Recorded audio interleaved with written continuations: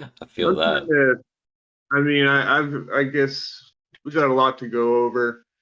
I mean, we haven't spoke probably in like 6 weeks. So I think I've seen Ben like three, four, maybe different hangouts with you and Narco, kind of Juan and Yeah, love him. what did you think? Do you like him? Yeah, I really do. It's almost depressing, really, because like when you're on there, like when you get into your zone and you're in your flow, man, it's fucking magical, and No, what is um I feel like the world just needs a lot more of it. I mean, Narco's awesome. I want to see just like you two getting to go kind of, full bore at it, just you and him bounce. And I've seen that you guys have had that opportunity. I guess I've seen that. But I really enjoyed the content. I don't think that your niche in terms of newspaper articles, old newspaper articles, is boring in any way. I think it's one of the most exciting areas. It's so fucking hard to find, like, how do you know anything's real anymore when you like go to look at shit like picture? I feel like our last 20 years of research and just thinking and building a construct of mind is, I don't want to say it's throw it out the window, because even wrong paths are building things, for sure. So but it's kind of, it can be depressing, because now what you're looking at with the AI generated system, I mean, it's, and which saying AI is a little strong. I mean, whatever you want to call it, the art generation, the prompt, like, how do we know that hasn't been happening over the years with the Google search bar, just and clicking on images? And then, I mean, granted, we know some pictures are real, right? Like, you've been there, like, there's a good chance that's real. It looks like that. It's appearing in the setting that it should be in, and sure, but it just sucks. Like, I've I've had a pretty big changeover. Like, I love the possibilities, and whatever this is. Like, and I think all it is it's just good layering technique. It's good filtering. It's good programming, it's smart. We've built the fucking thing through the robot captcha image things. Select 3 traffic lights, boom. You're immediately taking 12 pictures and you're showing 3 that have traffic lights in them. So you're training this system, whatever you want to call it, it's an image-based system, which is what we are. Like, if you think about a large part of your experience is this image in front of you, that you're in the image, you're in his image, right? So it's like, it's just a big slap in the face. And I don't and I think it's frustrating at first, but I think it's gonna fruit into some good stuff. I think there's going to be some deep appreciation, and I think it's just a layer of the onion that looks kind of rough right now as I'm peeling it back. Like, it's just kind of, it can be depressing. So I've really been trying to make some, I guess, physical analog changes to get some different analog outputs. I stopped all alcohol, tobacco on Christmas Day, and just immediately took those 2 desires away. Nice. Good for Least you. gonna go a good solid, probably year. I don't know. I'd like to get an annual tree ring in without it. I would like to just do. I turned 40 this April, so it's kind of like I've been thinking about it too, where I want to. If I leave smoke right now, like tobacco, I'm still leaving it in a sacred position. I haven't left it because I've had to for some particular reason, this or that. I've essentially honed it down to just tobacco and water and hand rolling my own smoke. So when I gave that up, it wasn't too bad, like giving up some kind of heroin Yeah, addiction that yeah, they you're not say giving up all the tobacco is. chemicals. But I mean, I miss it, but it's alcohol wasn't bad. But so I've got those 2 are gone. Eventually I've got to work on my diet, which isn't horrible, but I don't know. I just kind of want to hone it in. I think that's a huge part of your consciousness and like what you're, and really it's just less is more. You know, that's what it's going to come down to. Um, that says nothing about your physical attributes and what you choose to do and your energy levels. I think that's all flowing in from a different area, where essentially you're slowing yourself down and you're aging yourself when you eat food in this system somehow. We're given this fairy tale, which is probably why we never needed bathrooms potentially in the past, or and I don't know where the hell I just recently saw this or heard this, but like some of our most latest designs, and I mean, if this is all just a genetic experiment or garden or lab, you know, and humans are just as much as a part of that, then, you know, our most recent design includes orifices that can now process the physical things around it. So it's like a cannibal system that can eat itself instead of living off the dimension higher, something unseen. Because that's all this is. You call it what you want, but the fact that you see it, the fact that you interact with it, that you sense it, means you're all sharing the same space and the same time. You know, you're colliding, and that's the cross right there. You know, where did Christ died on the cross, and I suppose we're in his image, so we've got an on and in. And yeah, man, I don't know. So I've been chaotic. I really have been trying to get a hold of like my emotions. So I'm hoping by making those changes that I can not be so reactive in my environment. I've kind of hit a place lately where I've been very reactive. So yeah, man. How about yourselves? How's everybody been? After you, Welcome, Tom. Mike. Oh, where Mike. I've been late. Hey guys. Hey, Mike. a wizard is Morning. never late. That's it. He Mike, appears Mike. exactly when he means to. Right? Uh, yeah, I'm good. I've been kind of on the down low personally because the last year and a half for me, I've been swamped. And so after the holidays was like the first time I didn't have a ton of obligations. So I've been doing a lot of transmutation on my physical or yeah, my materials and just cleaning up and moving things out, which is really nice. And just chilling, honestly, it's nice. I haven't actually, like I say, I had something I had to do for about a year, so it's nice. But as you guys know, I got this Atlantis book, which we'll definitely got to talk about. I sent you guys the maps, and we'll post the maps, and we got to definitely talk about it because I think it's what we've been. I think it's one of the biggest puzzle pieces I've found in a while. So Cool. I'm excited. I'm yeah, dude. excited. Those That's maps all. you found were pretty cool. Yeah. Oh yeah. There's some Gonna pretty dive cool in. maps there. Yeah, reminds me of Donnelly's maps a lot. Hmm. And then we got Ben. Are you working today? Are you in a place where you can talk, or how have you been? I'm off for a few days, so Cool, man. if I was working, you'd hear it. I think you guys always hear the background. Right, right. I got you. Things are now. Are things pretty? I don't. I feel like I'm chasing my tail. Like that's what my timeline feels like. Like I'm always trying to keep up with this clock. Essentially, me and Saturn are always kind of just going at it, you know, on the same team, and we're fighting each other. And I mean, it's just a good father-son relationship, I suppose. And um, yeah, so I've been given like it's like the second I kind of catch up, or I feel like I'm gonna catch up, boom, like 2, 3 more things. And it's that way in every department, right? Financially, like, oh, I'm gonna be able to like save some money, you know, boom, let's play with the septic system, or you know, this or that. I don't know. There's been a lot of circles lately, repetitive circles that I really want to get out of. Like my kitchen sink drain clogging up.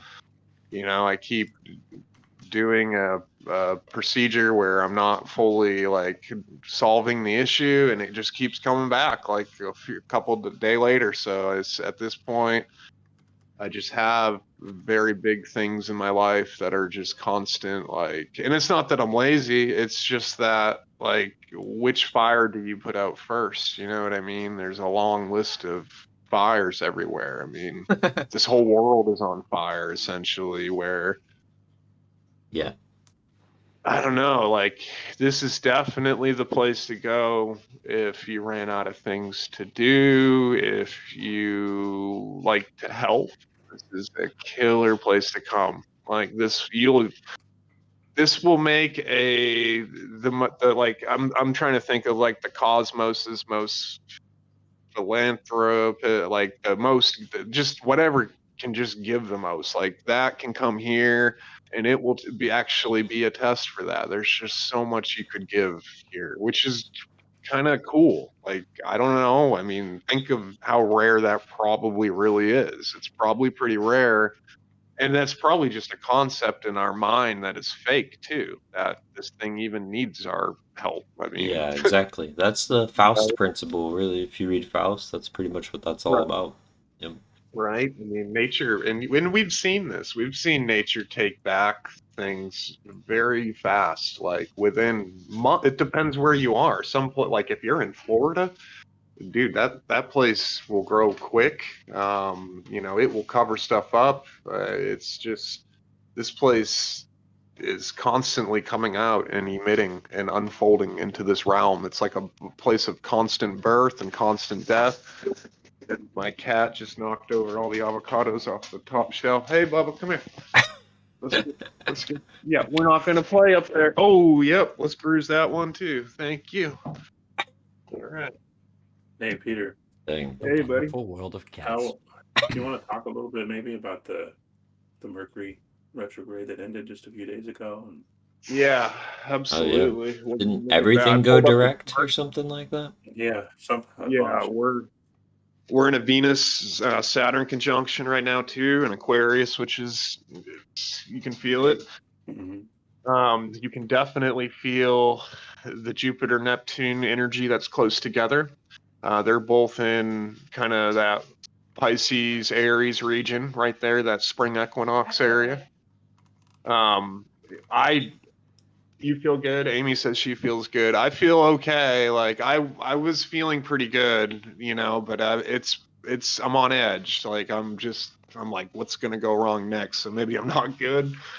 I mean, and it's all in perspective. Like I bitch about the tiny things. Like I'm such a perfectionist that I want it to go a certain way that I get really frustrated if a tiny thing is off. You know, like I think this book's gonna change your opinion on it. That. Okay. I don't know. For personally, it feels like it's making me reprioritize a lot of stuff. I heard something yesterday that really I can't get out of my head, and it was that do things from a place of happiness instead of a place of stress. And I would really like to live that principle. I would like to make my choices and my movements from being happy, not from being stressed out and I'm being forced, or because it's all a mindset, really. So I don't know. Might have to simplify.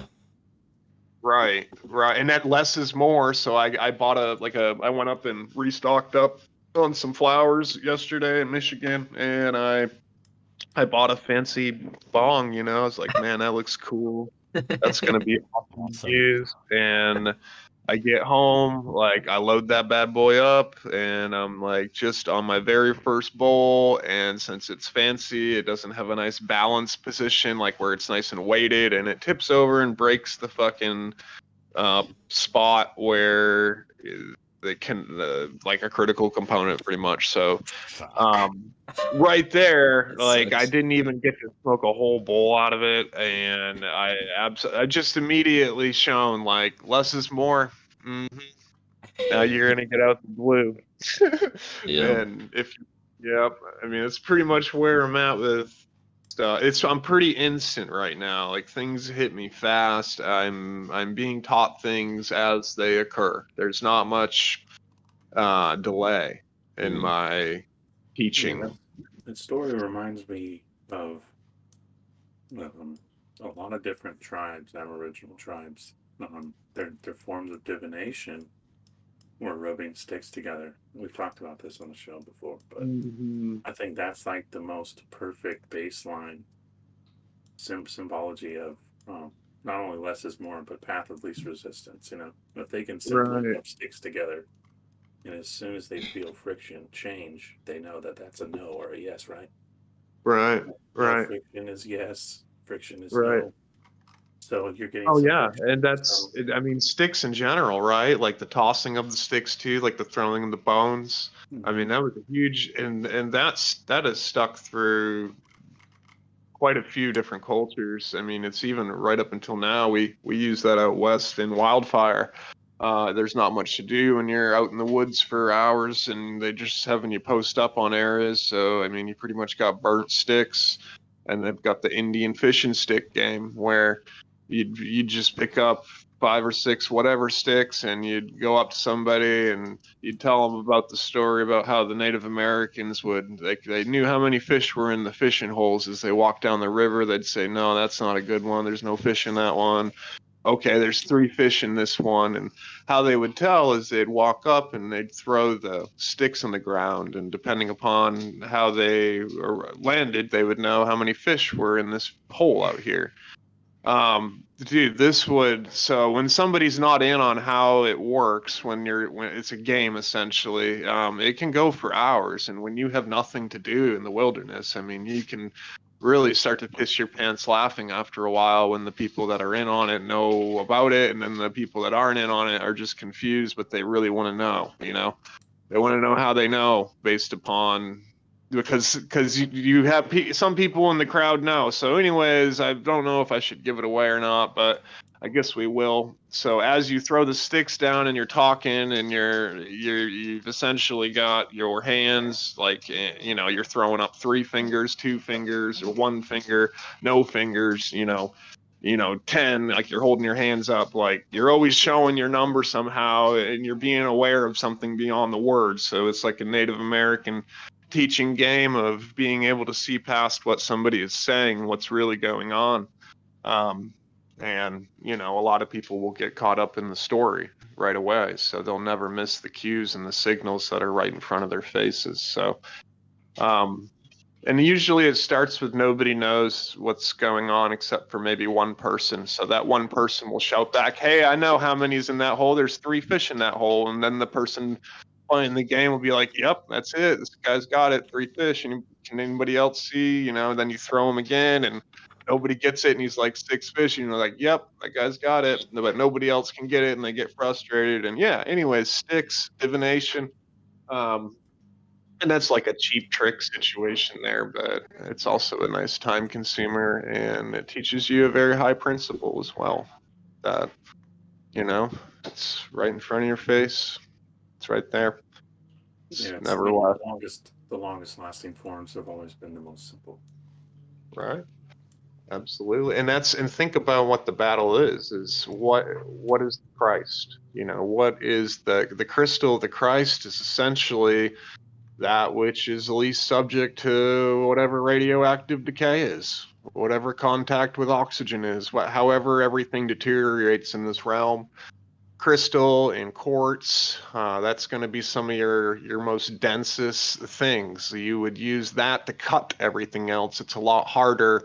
And sometimes the things that are very hard can be very brittle, so they don't have a lot of that, essentially probably sulfur or glucose, that stickiness that holds things together, which is why minerals or situations like granite are very awesome, because you have a very thick, strong glue situation, and then you also have a very crazy hardness situation with the quartz that blends in as well. So it's kind of like the strengths of both worlds there. I was born in the Granite State, New Hampshire, so that stuff was just like everywhere. Yeah, man. That's the biggest megalith in the world, supposedly, is the stone walls and the workings of New England that really go out into Canada, out into the Great Lakes region, down into the Ohio Valley, and then you get into a lot of earthworks down here because what do you have? You've got They're mud, all clay. connected. Yeah, the Right. walls of America go all the way down the That's what I Mississippi. think Kentucky is. Like me sitting in northern Kentucky, those bumps that start coming up that are the only ones that are going from essentially, I guess, east to west. All the other mountain systems are a north to south orientation typically, but we've got a stretch that goes all the way out to north and the Ozarks too. It's kind of this, which is the New Madrid area. It's like the letter A. You've got that crossbar right there going in between. You've got this different area that's the area in between the equilateral triangle and the trapezoid on the bottom of that. And yeah, I don't know. I was going to say that I think that might be a wall. Like I might be living on an ancient fucking wall right here. Is all this is. Like imagine like a seawall that just got a bunch of mud on it. That's what it was. Yeah. Yep. The Mississippi wall, they said, not only I was it was drove. multi-purpose, not only did it keep out the river systems, Mm-hmm. but they were giant levees and As I dip into Indiana, because I drive up to Madison to go work at Social Security up there 3 days a week, as I cross from Kentucky, it's like Milton, Kentucky, and then you dip over into Madison, Indiana, you drop probably 1,200, 1,500 feet within a quarter mile. So there's this like absolute gigantic shift as you cross into Indiana. Then when you're in Indiana, it's like these flat lands that have never been touched. It's like this lithosphere plate that has not been electrocuted or something. And Kentucky got shocked the fuck and just like went up and down and undulated. But the river system breaks up the current. So the current was feeding into the land on one side, and the other side is like, and as you go out from Indiana, you're hitting Iowa or Illinois, Nebraska. It's just those flat, nothing, no indentations in the land. And think about that. What is that essentially? And we can know by having a good understanding of how the star systems tie to the lands themselves and how they're an expression as above, so below, as within, so without. So if you come to know, hey, I know that this area right here is Libra, the loins or the kidneys. I know that this area is the throat. You can then know, essentially what, why something's a desert, why something's mountains, why something has the food. Yeah, I don't know. It's crazy though, seeing these differences just within like hundreds of feet of each other. The whole entire mineral content is different. So I don't know if this is done through electricity, like and like an electric mining situation, which would just be to zap something with super high voltage, and a theory that gold is in everything. You can essentially just zap a whole entire system, and then it's going to condense into this pile of ionized things, and some of that's going to be gold and silver and other what you would call precious metals that you do things with essentially. yeah, I mean I don't know. all the early scouting of Kentucky. Basically, they were, once they had discovered those three main cave systems, they basically insinuated that they were all connected and that the entire length and girth of Kentucky was built upon an ancient city. Yeah, that's Disrupted. probably the top of a city that got buried right there. Yeah. That was Yeah, the you highest remember, I point. think it was last episode or maybe 2 episodes ago, I read that article about That's right. the metropolis that the That cave would have to have been systems. thousands of feet high, and then think of how much mud came through. Jeez, Right. huh? Yeah, well, I mean, these walls that you just mentioned, me and Mike have covered this quite a bit, just talking about, China, and they were finding similarities in the construction of the Mississippi Wall. And the writer's verbatim account of the wall was that he considered it to be a continuation of the Great Wall of China. Right, right. And you find similar constructions in Mexico and Peru. So, and the And really this is what's amazing thing. behind the North Wall, like the Great Wall, the North. You know, they have to, and that was keeping whatever the giants, the Norse, the Phoenicians, what they ended up, you know, what the Bach saga holds is everybody that's living up there, the Osser versus the Vonner and Norse. I think that because that story even strengthens my opinions that Right. and kind of going back with what Dr. Longo has it showed the remnants or the base level of things and why Florida is important because um, it has no um, it has no it's basically a man-made floating island. Right. There's no bedrock until you get to the very northern part of the state. Same with the Yucatan. Yeah, so Um, that's 100% man-made peninsula right there, perfectly flat, just like the Giza Mhm. Plateau. Yeah, just like the Yucatan. Not only that, it Yeah. seems like it was purposely designed as a Does it float? habitation. That would be like that's why again the Garden of Eden story makes so much sense because Yeah, that's gotta float, huh? you have the most springs in the world, Mm-hmm. some of the best Mm-hmm. water in the world, and a structure that seems intelligently designed. And then you follow that same pattern and you find it all over the world. You know, the Yucatan is just right across the pond, so that's Right. an easy And look what nod. grows in that area. Right at the area where you hit your bedrock is the gopher wood area, and those where all that precious wood is, that could be the ancient point. I mean, if something's floating, what the hell's making it float? Well, You know? it strengthens what Mike talked about with the seed faults. I mean, obviously, it's not on the scale of the Amazon, but Right. when the first English, you know, I'm sure the Seminoles and many of the Indians of the Yucatan already knew this, but when the first English surveys were done from an agricultural standpoint, they talked about the woods and the fauna of Florida and the Yucatan were unlike anywhere in the world, and it was like the most diverse place ever. I mean, the Right. Yucatan is like Florida. You know, in the 1800s, they found like almost every form of wood. You know, aside from the certain evergreens that grow in the plus 70 degrees latitude. Right. I'm So you wondering find if the that same narrative. wall, do you think it went all the way to the Yucatan, like through the area what we call the Oh, Keys, and for those are sure. just, I They mean, they found blew that shit up, probably. the Mississippi Wall is the rock wall of Texas. Okay. It's the same Okay. wall. And what's really great about the rock wall of Texas that you can't find with a lot of these other is it's still there. Yep. And they had metallurgists come and test the substances. And the wall is made up of titanium and all these really rare metals as well as crystals. Wow. So That's awesome. you have minerals and crystals and metals coming from somewhere far and wide. So this is a very advanced race that was mining several different substances from all over the globe because these minerals are a fingerprint They could have to built their wall out of anything. You guys right. are gonna And love this.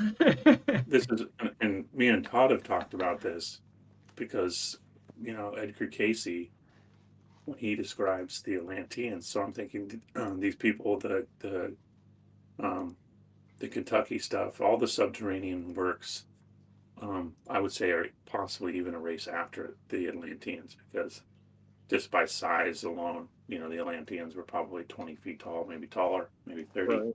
in that range. But yeah, Edgar Casey says that the whole globe or the whole, Atlantean world was covered and that they were fighting giant monsters. And they hypothesized that rock wall of Texas was some kind of device. And I think that it was possibly like an electric wall or a plasma wall. Okay, that would make sense. Like an electric fence that's also huge that you can't jump over. It's funny that first map that you sent of the world about 1 million years ago. Yeah. Let's see then. That pretty much has parts of Atlantis in Texas. Just Yeah, it was huge. Yeah, it was straight up. massive. I'll post them up on the chat too. I sent them to you last night, Barry. You should have them too. Yeah, I got Let me them. find Yeah, them. I'm looking at the Atlantis one. I'm gonna post Yeah, them 1 on the million years chat. ago. This says the Well, world about 1 million years ago. Yeah, Wow. That's the one. So the Yeah. catastrophe was 800,000 years. Atlantis at its prime. Look Well, at there that. was three major catastrophes, and the three major catastrophes do not count minor catastrophes. So just keep that in mind. And when I say a minor catastrophe, I'm talking about entire islands being thrown out of the ocean and then submerged into the ocean, and Wow. huge changes. So like the catastrophes, like we talked about them before for sure, but like they were absolutely massive. And so the really big ones, like the fall of Atlantis, was like huge, huge. What does Yeah, that say in the middle?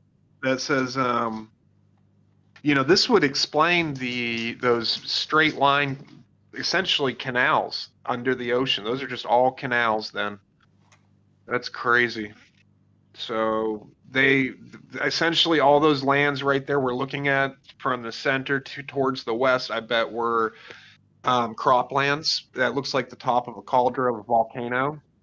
And it looks like the Great Lakes system was just essentially like a little port area up towards the north. And you As can, it is today, right? right. The Yeah. soil the around Hudson Bay. volcanoes is the most fertile soil you can possibly find.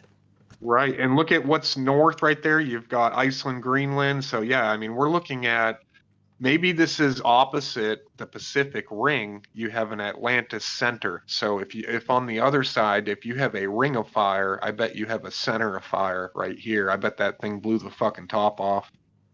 Todd, Look what at is that. the explanation with the colors like green and pink? Is that Mu and Pink Atlantis? was where the land was, right? Or where Atlantis's kingdom was. So those were uh, islands. yeah. I think the red is the red is Atlantis, and then the green, I believe, is the other land. I believe the green, so the green, like if we look at map one, uh, Lemuria would be the green area, but I don't. I think that was. I'm pretty sure that was before Atlantis. The It's main thing funny I'd because take from this is. Oh, go ahead. Greenland and we call it Spitsbergen, Yep. the one right next to it, and then Yep. there's another triangle in Russia, and all of these, if you put that on a round map, it sort of accumulates to what we see current day around the North This Pole. would really Some of it explain submerged and some of the it's Gulf still there. Stream. Yeah. I mean, you can probably see whatever that big ass thing is. What's that huge plateau in the center of Atlantis, right? I mean, that is a big plateau That right was there. all land. All of that Yeah, was Right, land. right. currently that's islands. That's That's a, the Azores, right?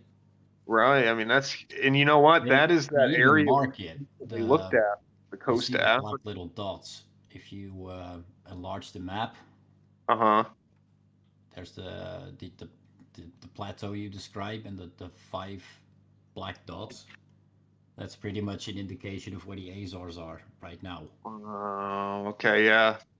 Oh, so look at Yeah. this as it moves forward. So What's 10,000 BC, we got Poseidonus, which would then go back to, Neptune, Venus, Jupiter, Florida, Poseidon out in the center right there. That's pretty yeah? awesome. That was the last. Yeah, That that's was the Last still wave. last. visible. Yeah, the last part of that got sunk though. That's super sunk too.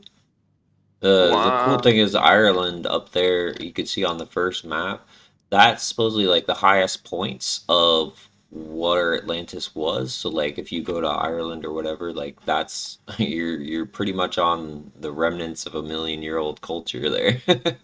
Yeah, I'm super but stoked to Uh, go there this year. so much stuff just to be seen from above that you don't even notice whilst on the ground. I tell you, I'm looking through these catastrophes, the east coast of America, Yep. that looks like a place that does, even Florida, the whole time is part of land. Yeah. I'm not sure I would Uh, live on the East That's Coast something. at this point reading these That's maps. something Ben and I Well, discussed that too. Like the stars on the east coast, they're not coastal forts. oh, really? Yeah, they're other in the than water. other than the famous ones, which could well just be reconstructions according to their narrative, because that's the thing with the Right. star forts. They're not Right. all original. There's a lot of remakes and there's a lot of fake stuff out there. Check this out. So as you look at the progression of these maps, the area that really changes first from the first main Atlantis is exactly where the Gulf Stream area is. So this Gulf Stream ends up saving people of the North down the road through the Ice Age, but right here, this takes them the fuck out. This would have really, you can see right there, that must have been like muddy. There must have been an underground river flowing north. That could have been like the original Nile right there. I don't know, but It's it definitely caused the land to give out above it because you can see it becomes not, that's the first, well, I guess you got really that whole area. There's quite a bit of fucking change. So yeah, damn. It's important Holy crap. to mention too, the ice age is a cyclical thing that occurs about, or ice ages occur about every 30,000 years. So these maps, we're talking huge time spans, right? And Right, so very every odd. 30,000 years, the ice comes down from there and forces the cultures, which is what created like, there was a lot of war and stuff like these weren't like some Right, super friendly cultures. They were the same as us, like they differed and right. they killed the previous race or the weaker race because they were, food and stuff. But it gets this whole book explains all the culture stuff. It's really amazing. It's Is there crazy, man. any explanation about what happened to Australia? Well, Yeah. Australia would have Because been that's part of Lemuria. Like Right. the whole green, like if we look at the first map, like all of that was Same with New Lemuria. Zealand. yeah, Yeah. Yeah, and yeah, Steiner that makes mentions sense. that too. Now they said beyond That's this they how don't they have a lot of info, but I bet the Vatican or Tibet probably does have some more The book. info further back. Um, Right, dude. I mean, why Yeah. else would they ban people from going to read these books, Right. It's interesting to see how certain things from these maps reflect what happened today. Like the Sahara was a sea, I was just looking just at like that where the ocean was. the Yeah, Yep. Gobi Desert was a sea. yep. The So it makes Sahara sense was the that these things Mediterranean. turn back into seas because there's not enough stuff in the ground to feed Right. Yeah. plant That life and Sahara stuff. was the Mediterranean. Yeah, That's all pretty that is. much. Pretty much. That's why Carthage and all that, North Africa, would have been an island up there. Look at that. Yep. That would have been a Bar- sweet spot right there. what we call Barbary in sort of the Tartary research. North Africa, Wow. Barbary, Tartary. Yeah. You know what? I bet they've studied these cycles right here and its phase and what the land looks like up and down. And I've pretty Yep. much been, there's a big rush for South America in terms of the elite. I'm not sure if there's any truth to that, but I wonder if we're in a phase where South America is going to be the place where you can grow food easy and, that doesn't get affected, or I don't know. We've got to be going. I always thought It's we were it's coming out because of of one, but it's maybe we're because of all going the into wide one. open space, I reckon, Barry. Like there's Yeah, nobody Right. there, right? Yeah, yeah. no, There's plenty of land. It's mostly fertile. There's just nobody there. You need Yeah, to exploit it. And why right, not right. do that whilst all of these people in the north, up in the west, thinking they're well off, Right. don't? Because yeah, South prices America and looks awesome. I mean, that's on my bucket list, and I'd probably just love it. Especially like you've got plateaus like Patagonia and shit that I mean, you can't even breathe up there. Like, what the fuck's going on up there? Got giants living up there or something? I mean, It's important places. to remember too. They were studying astronomy and astrology, and they were uh super involved in the occult. Like like you guys are talking about those walls made of titanium. They knew how to do Right, all that. They were doing all of that. They literally were making precious metals. Like they were making silver and right. gold. It wasn't a big deal. yeah, Like it doesn't surprise me one bit. How does this stuff leave these imprints after thousands of years whilst what we current day build disappears in no time. We make It, junk. it's gone. We make junk. Yeah. Yeah, absolute junk. Yeah. Absolute You junk. We don't make stuff to last. It's there to be replaced. It's good for the I can see economy. that. I am on the seawall. Like if you look at map 1, I would have been on the outer seawall, and where I'm at in Kentucky, I'd have been right on the fucking west coast there. Yeah. So Yeah. Yeah. Yeah. You And it's know, the same for Rockwall. That's what I mentioned. It's the same for Rockwall, Texas. That's about the sea coast as well. yeah, well, you know But what's you know what? Rockwall was a That giant drop seawall. 1,200 You know? feet, and I'm telling you, it's a huge drop. And then on the way down that hill, Mm. just huge steeps. Like, and I can tell there's like a huge pyramidal step system going down. Like it's just massive. You know, the first Yeah. map is interesting too because if we're looking at the west coast of Atlantis, that area right there would be probably around the Grand Canyon, maybe. I'm kind of Yeah, it's so California. it's like that's just California a huge Peninsula. deep hole apparently that got filled up Yeah. with land, which is interesting. No wonder. That's also like right around where on the old maps you find the 7 cities of gold, Cibola. Right. That's crazy. Yeah, that would explain Nevada right there, huh? Mm-hmm. Yeah. Yeah. Nevada Nevada has Area 51. has some of the They're most not digging for incredible aliens. cave systems Yeah. ever found. that place is raped. Yep. Yep. There's My first- Lehman Cave in Nevada. That's where the oldest remains have been found, right? Some of the oldest. Checking from that. Yeah, that. the cave is full of Egyptian hieroglyphics. Is that in Lovelock? No, Lovelock Cave is another cave, but they've hypothesized that all the caves are connected by canals. I see. So That's in the Lehman same with Cave- the lakes, like Lake Mead, Pyramid Lake, and Tahoe. They're all underground connected, right? Oh, for sure. Oh man, Yeah, they had that's a so- report about the flood basin of Nevada, and that originally it was a 5,000 square 5,000 square mile lake. And What? The Holy pyramid of Pyramid Lake, Nevada, which I showed. When they Yeah, first I've been originally- there, man. It's pretty when they nuts. when they first surveyed the pyramid, it since has been destroyed. It was attacked by some kind of high heat. It had been melted since this report. So this report Oh, was do rented. they have pictures of it? How it first looked? Yeah, they have drawings. They don't have pictures because it's before. Because yeah, I've been by it, and it's just like a triangle and a pile of rubble. Yeah, so they were surveying for railroads, and they drew a picture of the pyramid, and you could see all the stones, just like a normal pyramid, like in Egypt, perfectly. Wow. And through reading all these articles, this pyramid is the center of that lake. So if the lake was 5,000 square miles, the very center would have been this pyramid, and the pyramid would have stuck out of the water 600 feet or 400 feet. Maybe I have the numbers wrong, but it's massive. So the pyramid you saw, it goes down underwater. In this article, they went out on the lake. They went out on the lake, and they estimated the pyramid went another 600 feet below water.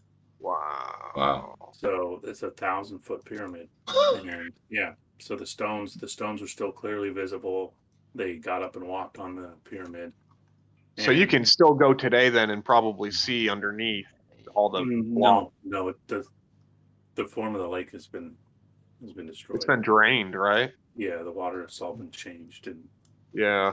But this is all connected with the Lehman Cave system, like we were just discussing. And, yeah, I've been saying for a very long time that all the military dumps are old world. They were already there. They may be continuating or removing rubble or reopening, but it's old systems for sure. And the Lehman Cave strengthens that incredibly, just because they described perfectly hewn streets, canals that were perfectly made where you could take a boat and go to the next cave system that was like 14 miles away. Wow.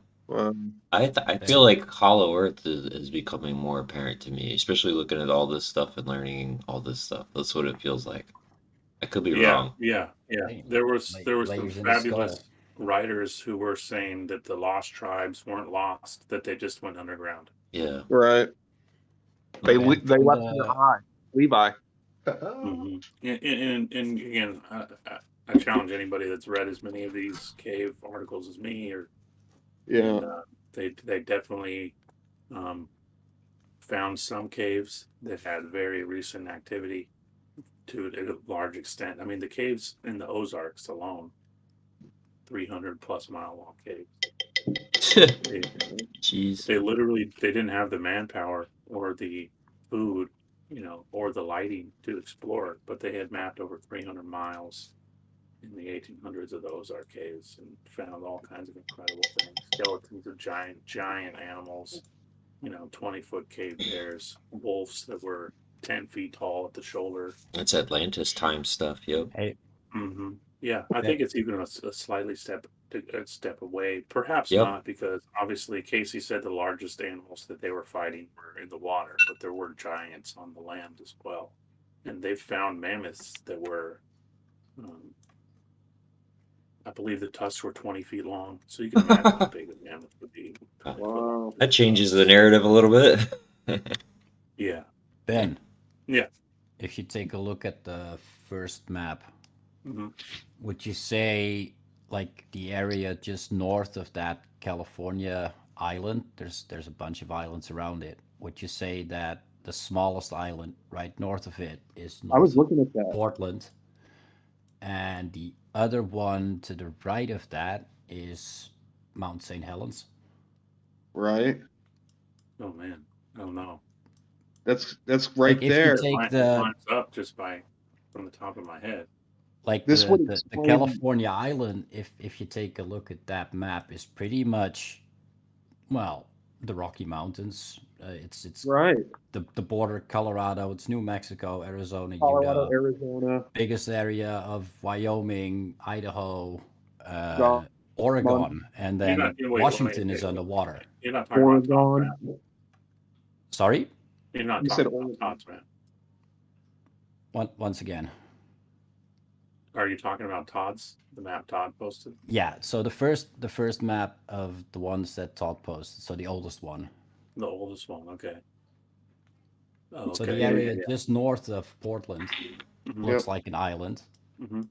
and then Mount St. Helens would be the island like northeast of that.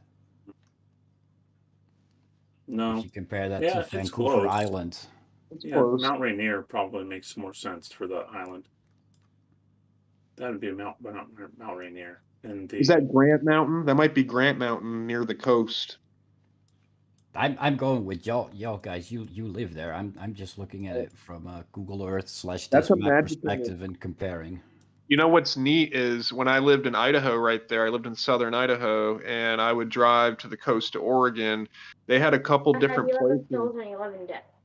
They had a couple different places that were vortex areas where they had all the mystery houses set up, and the energy was really weird, and it looks like it would have been right in that area right there, as you're like right either where those islands are or where the water meets the ocean. Like that's definitely a very mysterious, magical area right there, that part of Oregon.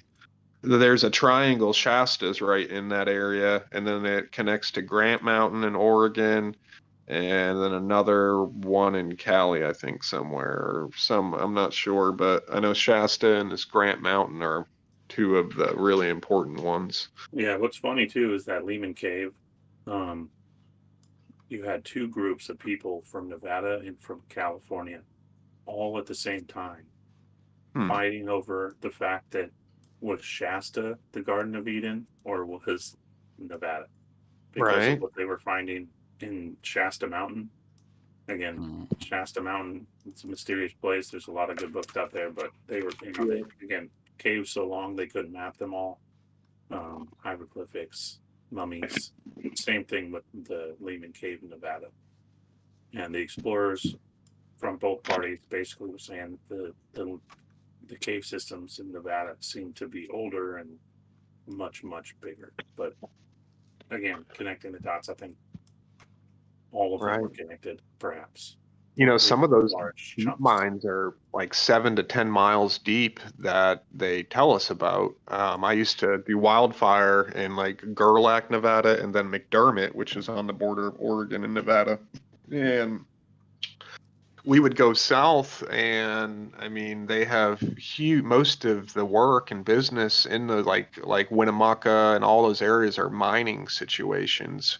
And a lot of it's like gold pretty much, but I mean, who's to say they aren't just accessing the fucking shit underground right there, like halls of gold? I mean, imagine it's not in a vein, they're finding it in already processed form and just rubble and shit. I mean, who knows? Like, You they're remember that article, Ben, about the underground river with the guy that right. found the huge blocks of silver? Oh, of Oh yeah, course, yeah. This is my yeah, Colorado one I read on here. Yeah.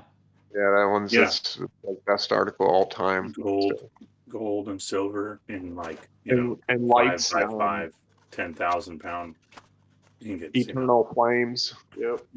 Yeah, the painting on the wall that showed the race being pushed underground by a dragon. Right. You know, Right. America was known, it was called the land of the Drake. Right. And the only living, well, living's the wrong word, the only fossil article I've ever found of a winged reptile was in Utah. So of all the petrified skeleton, Like a pterodactyl size. no, it was almost 200 feet long. Wow. No, the person who found it and the geologist that he got to come see it said verbatim, "This is the only proof of dragons that ever has been found." Wow. So they found a wing, like a bone wing structure, huh? The animal was had like it was in a giant cave system in Utah, and it was like laying on the ground in the bottom of the cave, like it had That's this right. giant, Okay. Okay. All right. I'm remembering now. yeah. So So strengthening it was kind of like had its wings tucked, yeah. to its side, probably sitting in a cave. I can see that. Yeah, he describes it. Obviously we're dealing with someone who knows skeletal structures because he's describing the creature, and its Right. physiology and everything. And yeah, again, pretty Right. amazing. Yeah. I But mean, there but you but go. also the underground thing, that strengthens Casey's statements. That the Yeah. people were not fighting each other, but trying to outlive these giant monsters. The oldest civilization ever dug up in Arizona. Um, they named it was a giant man. He was 8 feet tall. So again, we're stages away from Atlantis, maybe thousands of years or groups of. But anyways, they called him Emperor Tigrinus. And yeah, in Arizona, they went down 4 different civilizations. So they found 4 different types of people, 4 different groups of people, and at the very bottom, um, they found this Emperor Tigrinus, and he was the one that had mummified the turkey. So turkeys were in America, and they were sacred, and they were mummifying turkeys. But I remember we looked at that article. I never got to the turkey part. I think I might have missed that page or the reference in that because I remember yeah, where it was. they took a picture of it. So this was in like the 20s. So they had cameras, and they took a picture of the mummified turkey. But the amazing part is that when they got down, the walls were plastered, and they were painted. So it's like they said it was like hieroglyphics of Egyptian, but different. It was more pictographic. And they said that the walls were decorated with the story of the emperor's life. And they showed the emperor fighting saber-toothed tigers and giant wolves. Again, it reinforces what I was saying earlier. They're wolves. They were showing the wolves were taller than he was. Wow. He was 8 feet tall. Wow. Anyways, so yeah, just the farther down you go, the older things get, and the more advanced. So strengthening again the narratives that we've been saying. And if you study, you mentioned mining. Well, nothing's proved this more than mining. Several places all across America, when they're digging through lava flows, they're finding lava flows from 100 to 400, 500 feet thick. So that's an incredible amount of lava. They were finding lava flows that deep in California. In California and in Missouri, they find full cities intact underneath 300-400 feet thick lava flows. I bet the lava petrifies stuff too. Like everything would be. It looks just like Pompeii. Yeah. So the one in California, they find a city with people frozen in time, verbatim. Wow. They were like standing in place. So it strengthens that I think it was a plasma event that perhaps liquefied everything into a type of lava, or it triggered the volcanoes. Yeah, something. Well, we're just walking. So I bet it was something in the air, like something started. You know how if you touch, it could have been the radiation could have been. It was something instant though that froze people in stone, and it was like if you go to touch electricity and it's really powerful. You know how you can't move and you're locked until someone shuts the power. You know you're pretty much dead. Stasis. Yeah. I don't know. I wonder if like a copper blood handles something like that differently, if it would only affect an iron-based blood system. I'm not sure how things would truly, I mean, if something's hot enough, you're just going to you're giving up your meat suit. I mean.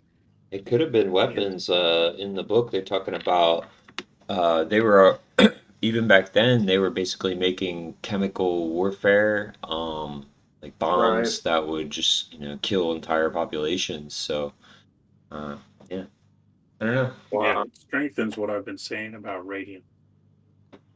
And radium is found in all the mountains and the rivers, and not only that they hypothesize that all the comets that you see in the sky are made of radium and they're raining down radium, but when you read old examples of comets or things that are passing much lower.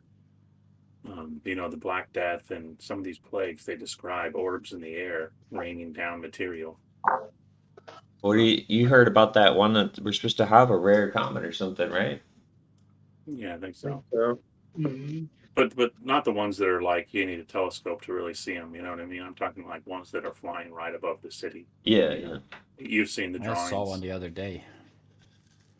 But anyways, the radium, they were in the early 1900s when they first experimenting with it. They were absolutely saying that this could make the most incredible weapon, and we have to be very careful and tread lightly. And so you just imagine, radium is an amazing thing, and it's it is the philosopher's stone. It literally transmutes helium endlessly with it decays. It takes like 4,000-year decay, and it's constantly spitting out. Wow. So a little chunk will exactly. give you a lot of energy. And it transmutes helium from the air. It creates helium on its own. So this is like a mini sun, essentially. That's what they say the sun is. And, why would they name it radium after Ra? And they study Ra and like all of the, crazy things that were going on, especially, from the Vedics that talk about these advanced weapons, flashes of light. We've seen that with the nuclear, but I question the nuclear narrative of today. But I think it was definitely far more feasible, and I think I have to agree with Todd there. I think there was some natural events going on, but it seems likely that we're talking some pretty advanced, crazy weapons, like continent-ending weapons. Well, I think too, they were studying the occult, and they understood all the occult nature of elements as well. And then they were basically, so when we look at the maps, we have the prime. Yeah, they were like, big shots. And then the decadence was they basically succumbed to black magic, and they were doing blood ritual, elemental black magic to, they became, super, I don't know what you call it, I guess evil. I mean, they lost morality. And then, there was separation of, good and bad, which is exactly explained by Steiner, backwards angels and so forth. And they talk about the Ragnarok is how every culture seems to go. That's the stuff where I'm like, oh God, like here we are. we don't even have an understanding of the occult on average. Like Tolkien, the Tolkien story is very much an overlay. Yeah. They said some areas, because of the elementals that were ritually manifested, are like there are areas of the world where they still exist, which I think is explained very well in Japan because they teach about demons and like places that have these auras, and they're from a million years ago when they were feeding blood sacrifices for these things. It's crazy. Yeah, and it lines up too with my my lodestone stuff. Lodestones were worshipped as gods, and when they would lose their magnetism, they would sacrifice a goat. But we could extenuate they were probably sacrificing a lot of different things. But they said that the Yeah. blood of a living creature strengthened or remagnetized. I'll put them away. So we're Yeah. dealing with like magnetism and Yep. Yeah, they mentioned magnetism healing too, but he didn't go into any details on that subject. But we know that from Rife, and I'm sure Tesla knew a little bit about that stuff. They were very advanced, very advanced, in a magic way, not like we are, where we have computers and shit like that. Like that's I don't think they were also psychic and practiced training clairvoyance. Just like the Vril. Like if you read the Coming Race, it's very very similar.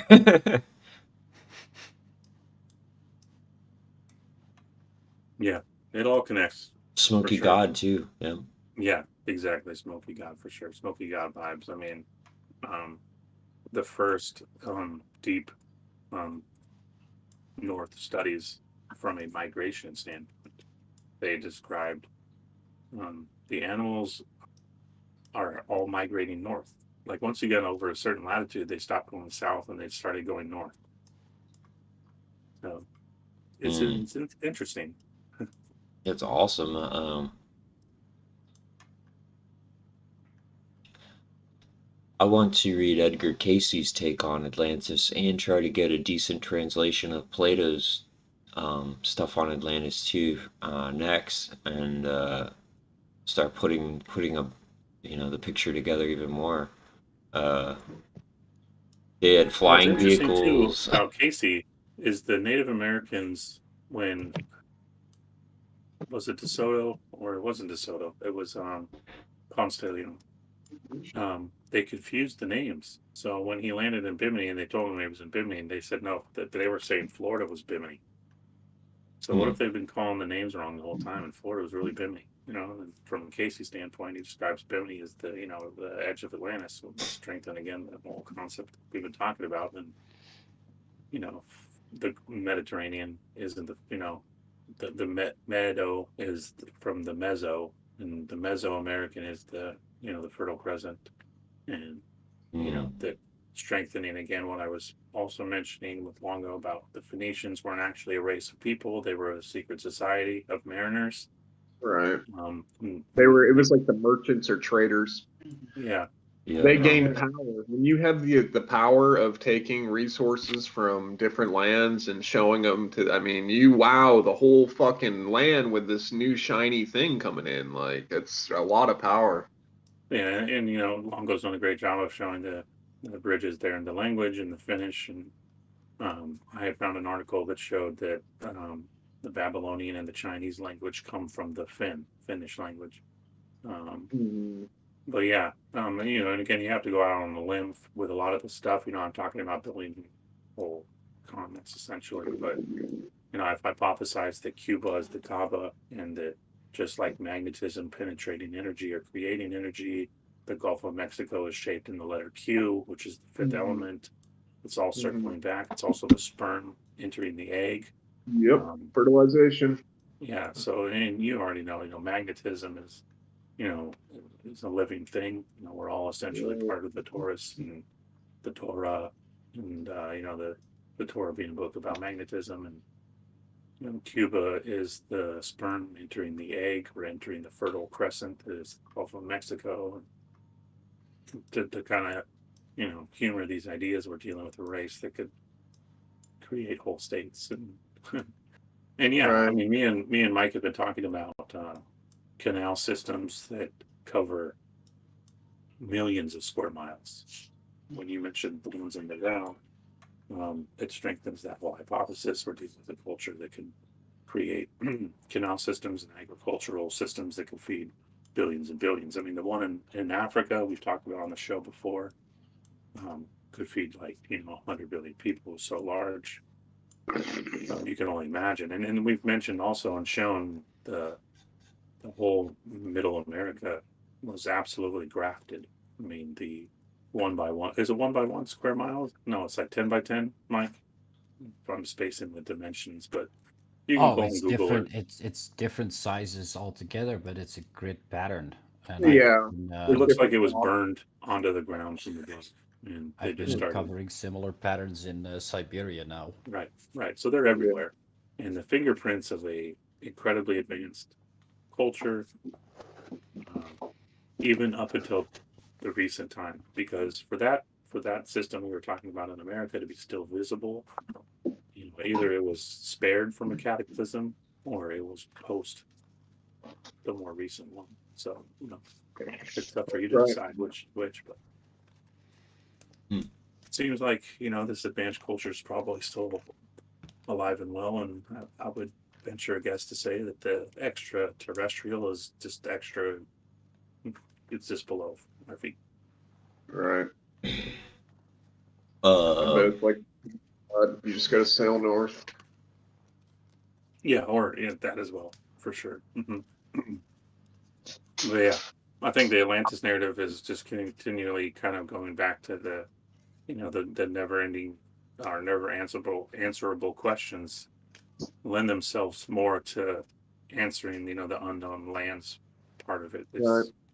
the most prominent explanation, whether it's beyond the ice ring or it's the North Pole or it's underground or it's all three. Right. Yeah, I mean, it's definitely always been a mental concept first, because if there ever was an Atlantis, I mean, it would have started, of course, in the mind. It would have been an idea. So, Yeah, and the Nazis, um, stuff that never got out to the public, or if it did, it was buried pretty quickly. But I was right, going through a bunch of articles about the Nazis were all of their truly hidden naval, or not naval, sorry, bases were built in Poland. And after the end of the war, they found a base underground in Poland that had everything you can imagine: canals, railways, electrical systems, food. They were growing food, and they had this article was written in, post the takeover, and they had said that they mapped 80 miles. There were roadways. Did they build all that, or did Nazis? I mean, again, we've talked enough about their advanced technology and what they really thought about the world, and they were traveling underground in submarines, all over the place, and going right, supposedly past Iceball. New Schwabenland is an interesting subject, but were they tackling these ideas? That the whole society is really interesting, and they have a very Atlantean vibe, and things they talked about with advanced races and a war. Yeah, it's interesting. I mean, how could such a small country take on the world 2 times and almost win? right. I mean, look at the size of Germany now. They were just a few steps away from you can everything. So there has to be something to it. I think the Yeah, and occult, it's the been, occult knowledge is also a huge factor, right? Yeah, for sure, for sure. Yeah, you read the Thol stuff enough, and you're like, this makes more sense as time goes on. Crazy. And the Thol name is really interesting. Connect that with some of the indigenous cultures, and it's really slippery. right, 100%. Where does anybody know where? I'm trying to figure out, because the Jefferson, the Washington, the Adams, all these names that we see for the system that we have, essentially colonial America. I mean, this is just another mythology system here. I think we're going to be dealing with in the end. These are Indeed. just going to be Well, the represented. Constitution of America was based on the Iroquois Constitution. Who are Okay. the Iroquois? Well, Casey says they're the only living remnant on land today, the Iroquois of Atlantis. Wow. So, Benjamin Franklin and all those guys met with the Iroquois chiefs, what was called the Iroquois Confederacy, just like the Moorish Confederacy, Right. a united group against a common enemy, but they all Which lived went up separately, into had their own Canada. trade system, had their own lives, their own religion. They were Right. allowed to worship however they wanted. This is the Tartaria stuff again. Tartaria was the same thing. You had Right. five different religions living in the same city, doing their own thing. Everyone was free, but they were united together when they had a common enemy.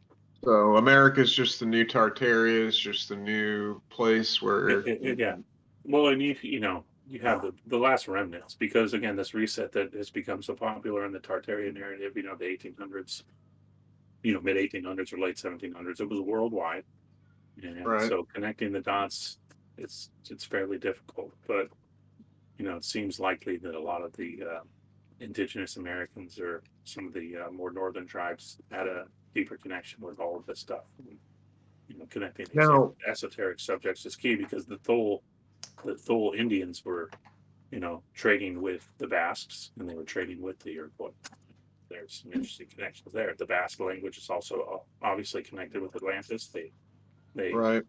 they don't like telling outsiders their true history, but they hint at that they came from the West. You know, Right. is that the Florida Gulf? I would imagine it's from the Gulf.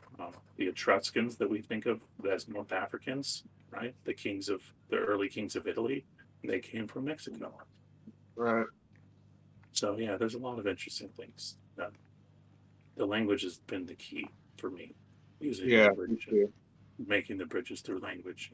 Yeah, migration patterns seem to be extenuating from the Gulf outward. You know, again, going with the symbology of the Fertile Crescent being the Gulf, and the Cuba, the Kaaba, the worship stone, the Ben stone, the magnetism that impregnates the cell is Cuba, and that this was the original birthing outward of the you know, the seventh root race and the rest of the populated of the world. That's They're us. obviously remnants. Yeah, That's the goal. Well, I think I'm starting to think 2012 may have been, or whatever, around that time, right? I'm thinking that was probably the beginning of the sixth root race, which explains why all the craziness nowadays, right? And we are supposed to be leading the North and South America are supposed to be leading I believe, the sixth root race. If I'm understanding it correctly. But I also wonder if time, see, because a lot of people, even like, I see like regular stuff on Twitter where like, time seems to be going faster. It's like, well, I don't know about that exactly, but it does seem like there's accelerated, I don't know, information. I don't know, something where like we are trying to push forward, probably push through all this bullshit. That's what I guess. But,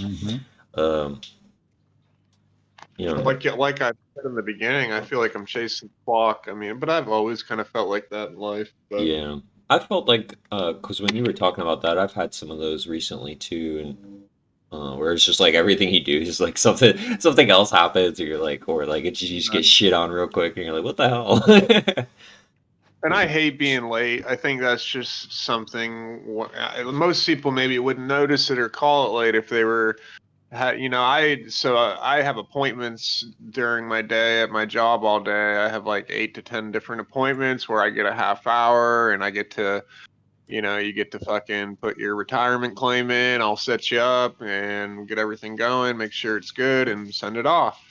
So like I don't know if I'm even 3 minutes late, like it adds up. It can bump into the next one, and it's just, I don't know. I've had a lot of that at work, and then, you know, just kind of never been being able to kind of fully catch up. And I mean, really, that's been the whole fucking journey so far. Like I said, this place is just, there's stuff to do for days, man. Just you know, days. in moments like that too, I always like to, you know, the Chinese philosophy stuff. I really have, as I've gotten older, I've learned to love more. Right. And you know, the basis is always that you're not in control. And when you Right. can just realize you're not in control, and just it makes things simpler. And It obviously, does. to an extent, that's not necessarily true. You do have freedom of choice, and you do have control over some things. But Right. But then you whistle while you work. yeah. You're on a river, and Yeah. you can go side to side on that river, right? Yep. And you can decide what rocks to go around, and if you want to avoid the rapids or go through the rapids. But really, you're Stop moving there, one direction. Fuck yeah. And as soon as Yep. you start thinking you can change what direction you're going, you start paddling upstream, you're fucked. And Yep. and you drain all your energy. You probably Well, lost a pad. what if you're a salmon? Well, fish don't swim, they're swum, right, Tom? All right, here we'll be Jesus. We turn all that water to wine. Hey, let me throw you guys a curveball really fast. What do you think of the concept? So in this book, they say wheat is not natural to our world at all. It is actually from outside of our world. It is, and I'm just gonna quote, they didn't go into much detail, they just said the chain of worlds. And apparently wheat comes from another world. Wow. Well, Nice. Yeah, that's I interesting like. because I studied wheat a lot, especially like the first yeah. plantings of it in America, or so-called America, and they were using the wheat of California and describing it as the marker of Solomon's Ophir because wheat was such an interesting thing. It goes back again to the Babylonians, and me and Mike have talked a lot about seed vaults and the Babylonians. The little purse they're carrying around. It was Right. just a seed bag, and that they were carrying these different seeds all around the world. There's mummies found in America with wheat, corn, wheat, and tobacco were all found with mummies. Obviously, cocaine was too, but that was in the 80s. Dude. So yeah, it makes you think. I think it ties with the Atlantean thing too. Yeah, because Well, and if you think this about not in this world, that could be imagine a super merchant, like a super Phoenician, like that. If this Yeah. whole round, like this is Smoky the finish, God, right? you The know, Kalevala story you were mentioning earlier, and how the people of Helsinki were the first people to really develop not only livestock but true agriculture. yeah, somebody landed over there. And the connections with how people went to the bathroom and how people maybe didn't consume physical food as we think of. These things are all important Right. to keep in your wheelhouse of ideas because there are lots of weird explanations for this, like the Palace of Versailles doesn't have a bathroom, and there's all sorts of really incredible quote unquote Tartarian buildings that didn't have bathrooms, or if they did, they had one bathroom, or they were added after. Yep. The Great Stink of London was where they started putting poop in the steam tubes, and they weren't designed for human feces, and so they all backed Yeah. up, and the whole city just was overflowing with human shit. This is a narrative that exists, and you find it in old world New York. They were putting poop in the steam tubes, thinking, okay, this is where the poop goes, and Where'd we Wow. didn't somebody just mention or post a video about something like that where they were trying to, like nowadays they're thinking about trying to do that. It might have been something I just seen on Twitter where they want. I don't know. There's a movie about that People too. There's a few History is people that doomed have to talked repeat about it. itself. Yeah, Yeah. right. And if we're dealing with a time period where the ether was quite a bit thicker, think of it ether like humidity. I got a Or- funny or- story about the stink, really, if you want to hear. Yeah, once I'll just finish this up. I gotta go make breakfast for my kids, and I'll be listening along the whole time with my headphones. But yeah, but yeah, there's so many things that are kind of lightly touched on that kind of comprise a whole narrative. I think of a civilization that came before that was obviously far more advanced, and every time you go back a civilization, it gets more advanced. And I think the consuming of energy was much different in the Right. Yeah. Right. these I things feel like seem we're to point so to that. dumb. I feel really like I don't want to say ashamed, but I mean, Yeah. the more I keep looking, the more I look at us, and I'm just, I mean, I'm grateful and I'm blessed. I really try to be. I really love the experience. There is a lot of beauty, but we've got a really long way to go. There's just so much work to do. You know what that's called? Weltschmerz. Well, smash. There's nothing wrong with you. You're just wet. That's Weltschmerz. It's a German term. It means I like that. you feel the hurt of the world. There's nothing wrong with you. It's just this world around you, man. Come on, please. Can we just start fixing Yeah. it instead of fucking it up every single time? We're Yeah. work in progress. How about that? Possibilities and probabilities. That's we're gonna have to put this energy is gonna have to have an output somewhere. I mean, Yeah. there's gonna be. I've always been waiting for the day, like, well, what do you think the people do if they ever come out and say 9/11 was fake? You know, wouldn't that make a bunch of people mad? Or they just never, I guess they're never going to do that. And then I started thinking, are we getting less and less ballsy and brave as we go through time? Are we getting more moral, you know? Because I was looking at the Mind Unveiled recent work where he's talking about like the Krampus stuff and the baby snatchers and the orphan stuff and the Cabbage Patch Kids, and like that would be pretty naive population. And how could you as a parent just let a kid have a bad year and let him get taked and dragged off by this man in a sack? And then there were these like demons going around, which was probably just humans with masks on with demonic personality. Saint You know? Nicholas Krampus. Right. So it just makes me wonder, are we less naive? Are we seeing more? Or are we getting more moral? Like, what's going on? Because I know all that shit still goes on. It's just now what? Does all that have to go underground? I thought the good stuff was underground. You It know, seems like like it's it's always kind a of battle, though, you know? Seems like it's always a right. battle for a million years.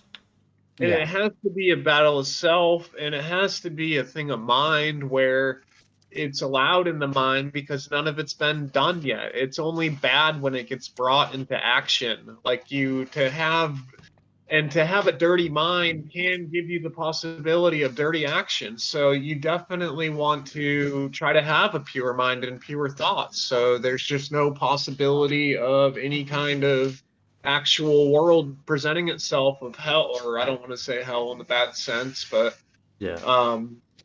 you know what I'm saying? Like, you just want a pleasant experience and you want to have I think as we really want a mystery. Like, that's what we're really after. Like, wouldn't it really Adventure, yeah. what Adventure would and mystery, right? found it out? Like, what would you do? You know what I mean? Like, would everything poof around you? Would the program be over?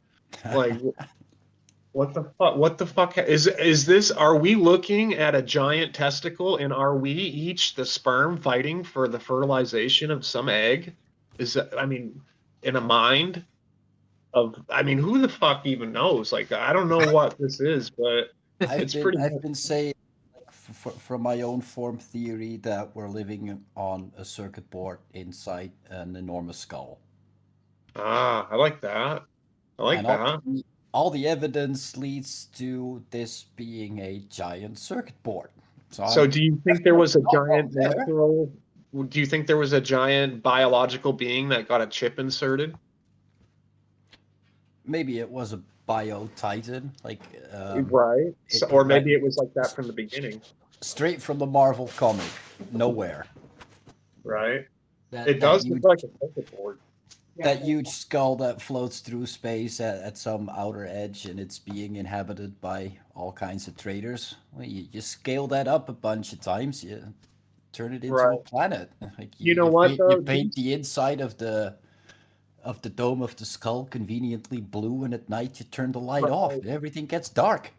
Right, and it's all That's a symbolic. really like dumb basic way to explain it, but like all Right. kinds of science actually sort of fits in the thing. I like it more Call than me a the- wet marble flying through a cosmic soup. That makes so little sense. Right. I don't think it matters as long as they keep us bickering about it and we don't look at, we'll probably other things that they don't want us That's- looking at. Yeah. But that's the thing I've been saying exactly when people argue that whole like, is the Earth flat or is it round? I'm like, why are you bothered with all of that space Yeah. stuff nonsense anyway? Start fixing the place you live on, and you're probably, regardless of the outcome, never getting off of. Right. That's part of the key is like, look, it's either this or that, I guess, or it isn't. If it's infinitely potential, and think of the philosophy too, like there's never the same river. You can never step in the same river twice. Everything's this whole universe, a constant state of change and flux of particles, like chemically moving and changing. So, I mean, to say anything stagnant in some shape or this or that, I mean, and then you even have to start getting into conversations about, okay, shape in terms of visible or non-visible. So at what time and what space, What the fuck Yeah, is that? and what is it you're actually looking at? I think I asked Todd the other day, like we're looking at all of these constellations and we turn that into astrology, and Right, according right, to their science, supposedly all of these lights at some point in time will go out because it's a helium right. Cycle. it's a Yeah, helium cycle, so the light goes off, and yet for thousands, if not millions of years, we've been looking at these stars, and they're exactly the same position. right. And like you Right. said, some of them might actually have burned Yeah. out if Some they're stars. change according to Steiner. Some of them, you do see new Magnitude. stars once in a while. Yeah. The Yeah, same but magnitude. like but That's new, at the right? same position and all of that stuff, Yeah. we're still looking at these constellations roughly the same. While science says we're all spinning at ridiculous speeds through space, and Yeah, all of these things are at different distances from each other, regardless. So the whole astronomy thing is just, right. or astrology thing is just nonsense because these stars they have no relation to each other. Then why are they still in the same pattern? Yeah. Right. Everything's If you think spinning. of it, if there is movement and we are moving in the direction of some kind of Polaris region where these are the objects of the slowest change, like the Big Dipper goes all the way back because whatever our north is, it points towards that, and that's Hmm. pretty much been the window you got up here to look at, and it's always been there. Yeah, But the stuff that's on the edges and the sides, I mean, if you are traveling, that would change fast. That would change within generations. You'd see different, things on your equinox horizons as you looked out at night. You'd be in a different region of travel, but the stuff in front of you and the stuff behind you would stay the same if you're in a straight line in a linear path. That is. Yeah. However, the stuff on the side yeah, would exactly. change. Your window, that would be like on driving down the road. The stuff in front of you would look fairly similar if you're driving through Nebraska for quite a while. But if you looked out your side window, you'd see like a fucking each little piece of corn going by. So Yep, I yeah, don't, yeah. I mean, that's That just makes how things work. I don't know. Um, so Oh. it seems like none of that's happening, right? So yep, we're just staying still because we have equinox stars. We have the stars of Libra, we have the stars of Aries. We call that the spring equinox and the fall equinox, and our cardinal part of the cardinal cross. So we have a cross that doesn't, maybe it's a cross section. Maybe we're looking at a fucking cross section and we're looking at a cross section of a pole that doesn't move, that's static in nature. I got no fucking clue anymore, man. This thing has messed me up. Hey, let me tell you guys about the great stink this week that happened out here. Oh yeah, That's dude. a great think.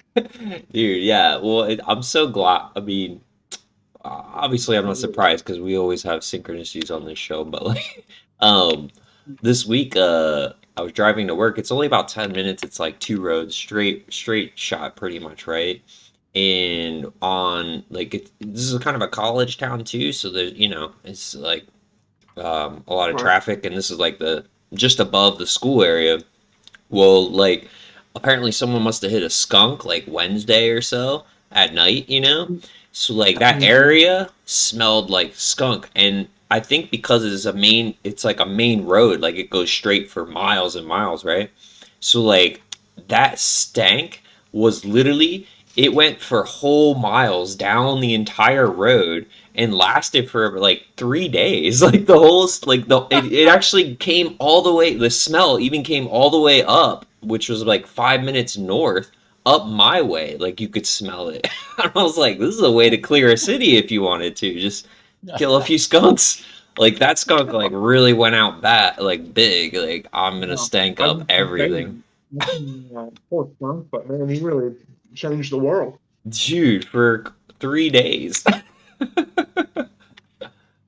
You guys don't see a lot of skunks, huh? Once in a while. Yeah, Because I mean, I feel like my dog gets sprayed once a week. exactly. Like, That's like yeah, Dogs. I mean, I feel like my whole house smells like a skunk, anyways, all the time. it just smells like burnt. Kids probably Yes. go to school smelling like is- skunks. I Is probably that go to because of the work skunk weed, like Barry? Yeah. mechanic smelling like gas. That's Is that because of the skunk weed or diesel? Right?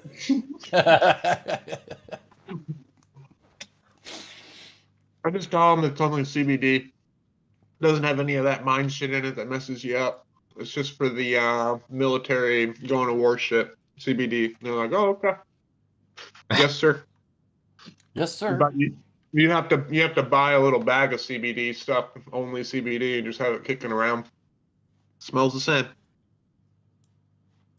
I think. I just finished harvesting yesterday. Nice. And you know what? People can't even smell anymore. That's just the flat out truth. Oh, that's what I grow them for. Imagine being a police officer and you can't smell anymore and having to like secretly not tell anybody at work because if you can't smell a police officer, you're not going to be very effective. That would suck. Poor guys. But yeah, that's probably going on out there. I don't know. It's a sad world that you have to hide your carrots anyways. So likely heaps of people lying for something about their job. right. Usually heaps of people that just like, well, just don't tell this stuff, and then I can just keep on doing my job, right? Until something goes horribly wrong, and then, well, hey. And that's always been my reason I never wanted to quit tobacco, because I used tobacco smoke as a cover, you know. So, you know, you can't, and you know how much change I made at work? Zero. Nobody knows. It's, and in my head, since I can't smell, I don't think I smell like it. And then so, and I do, but I don't think other people smell, but then I can smell it sometimes. I'm like, fuck. And it only gets, you only got to keep it out of your head. That's all you got to do. Yeah. Everybody else can think you're stoned or whatever. You got to play it cool. That's your it. only job. That's it. It's like people tell me, "Oh, you shouldn't smoke when you go and apply for this job." But yes, I should, because if I do show up like baked as fuck, they don't notice. You're so smart. That's funny.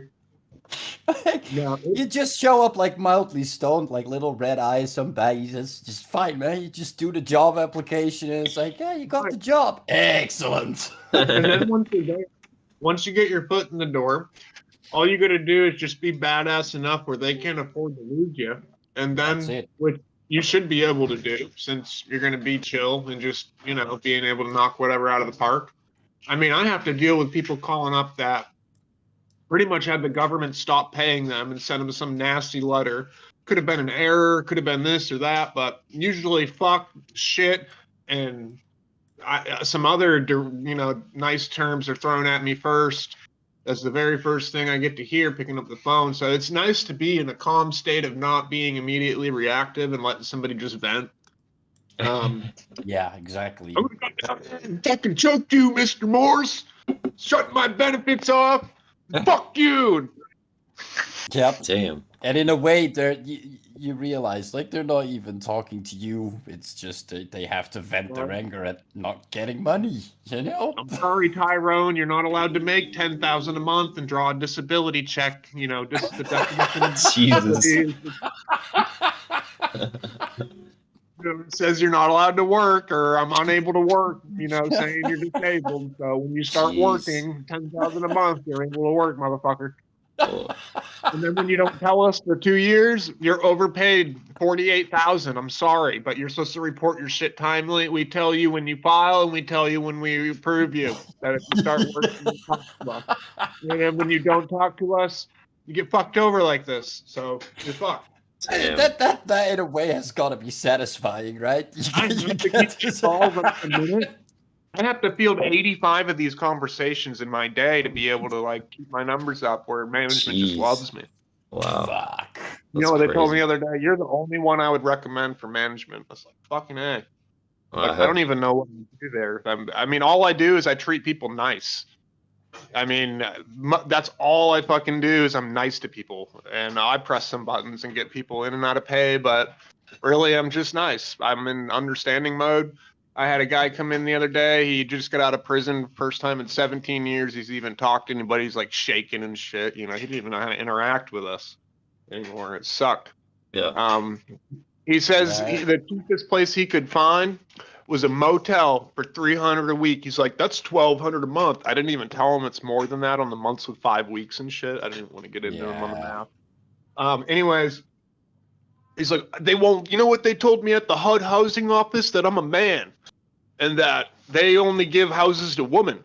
I'm like, yeah, that's pretty fucked up, isn't it? That's what I said as a Social Security person. Like, I don't know what to say. Like, it's fucked up. Yeah. Most Yeah, people are going to not be sympathetic with a man that's 42 that spent 17 years in prison. You know, they're not even going to get into what you did. They're just going to judge you right there and Yeah, not even think exactly. you're a human. It's sad. So I put that guy at the top of the agenda.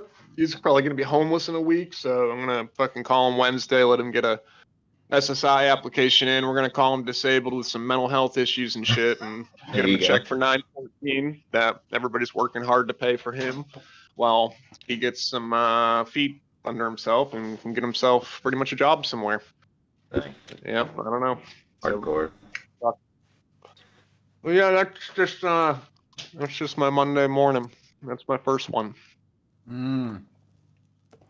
But it's cool, man. My social security person calls me up and like, you're always so nice to talk to. Yeah, you know, because I'm pretty clear on things. It's a fucking nice, motherfucker. Just don't be an asshole. It's so simple, you know. Yeah, you're always so nice to talk to. Yeah, well, you know, I'm not going to make a fuss unless you like Right. give me no reason because you stopped my pay or something. I'm going to call you up and like, hey, what's up? Where's my money? Right. Oh yeah, Oh, I mean you people should- don't like that, but I'm only stopping your pay if you're like making a bunch of money and you haven't been telling us. I'm not making a dime. And they send fucking Saturn Pluto Ascendant to your doorstep. They let me hit the button and have that conversation. So, but They make damn sure in the Netherlands that you get just enough to have all the bills paid and food in your mouth and pretty much nothing else. well, they keep you just under that here, so you're like negative at least 10% Right. each month. So you're constantly stacking this shitty situation up into bigger ones, where once a year you have to ask a family member for help for this or that, and then AKA you drain Christmas. them. That's Right? Christmas Yeah, holiday. you're using all your Christmas money to get a new set of tires on your car or something because you've gone Paper too towels. driving around. I couldn't even like begin to dream to afford a car. Yeah, and you're like, car? Fuck, I just got a new bike. Right? I Or got new new I bike got new shoes. I'm like, man, the fuck, I got new shoes. tires. Right? That's America's awesome. a super rigged game from what I can see. Oh, It yeah, is, like dude. This is 100% a setup. This is an energy drain is. sink, dude. Like Yeah. this is when you think you got it all figured out and you're Billy Badass over there. They're like, oh, yeah, you got it all figured out, huh? Well, you've been to Earth, right? Because you know, if you have it all figured out, you figured out Earth. And then fucking boom, there you are. Millions of incarnations. You are at the same exact spot on 1,000,001 that you are at, like, you know, maybe like 100, 101, 102. You pretty much hit this point of it comes down to, can you get over your circles? You get taught about the circle. And Saturn is just going to keep you there. And I think it's like we're in the realm of Hades, really, is what it is. That's why Pluto is the furthest out, moves the slowest. We're within Pluto. And Pluto, Hades pretty much only lets Persephone's out. So you got to be like this beautiful virgin that gets to come up to the surface. And pretty much it's just symbolic of all the leaves and spring and growth that occurs each year. And then Persephone goes back into the underworld during the wintertime, which she's right now, which would mean she's here with us. Persephone's in this time of year is with us. So if we're in the underworld, Persephone's came down here into our world. Maybe we're in the fucking hollow earth, and our dome is like the inside of the hollow earth, and there's a real surface like fucking thing going on somewhere, like outside of our. Yes, right? Because the southern hemi thing, whatever. Right.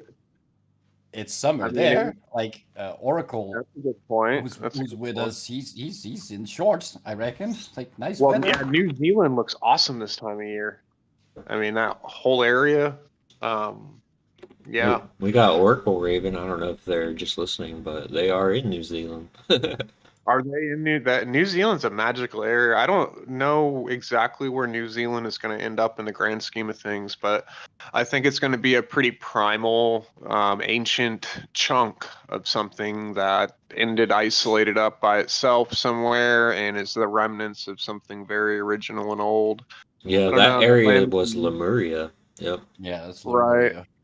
And I think not only that, but it would have been like some of the original Lemuria parts. I mean, that's a very different position that New Zealand's in. It's like your most, if you've got the symbol of the sun with the point in the center and the outer ring around it, I mean, New Zealand would be the most furthest thing out in the outer ring, away from the north. I gotta give a shout out to Mike Hollywood here, but if you invert New Zealand, it looks like Italy broken up. I'm not even joking there. Yeah, I can see that. Take the shape of Italy and then take the shape of New Zealand when it's basically north-south facing. It's Italy. And there's quite a bit of that going on. Oh yeah, It's pretty crazy. That's what Ben said earlier, right? The design realm, like Africa has Madagascar right next to it, and then India has Ceylon right next to it. It's just a miniature copy of Africa. I know. I think you're looking at electric patterns that occur, and they create similar things. Like Italy is a similar type of energy that Florida is. And I mean, you're looking at a similar shape, a similar boot. I mean, a peninsula that goes out into the water. I mean, we've got these similar things that happen all over Kentucky. And then there's this area in, I think it's Kent, maybe Kent, England, or Kentucky, England, or Tucky, I don't know, something in England. It's got all the same caves, same coal seams, everything. And it looks like the shape of Kentucky, and that's sitting in England and like the shape of a county. So we've got all these different shapes that are getting practically bigger as you go out from the center of the circle. It's like the Finland, England area is like the center where you got the first 7 hills, where you've got, it starts out real small. You get miniature everything. There's probably a miniature Florida up there, and that's probably going to be where the Gulf Stream comes into the Gulf of Finland. And there's this coconut and banana area there where you can have palm trees like all the way at 50 something degrees north latitude, which is absolutely insane. South of the UK. The Baltics, right? No, the south of the UK, you can grow palm trees and stuff. Okay. That's pretty warm. Then the whole of the Netherlands, Denmark. I think this used to go. I bet we'd used to have a design that maybe fed it into the Mediterranean and would have brought it pretty much all the way to where like Ukraine almost is right now, inland.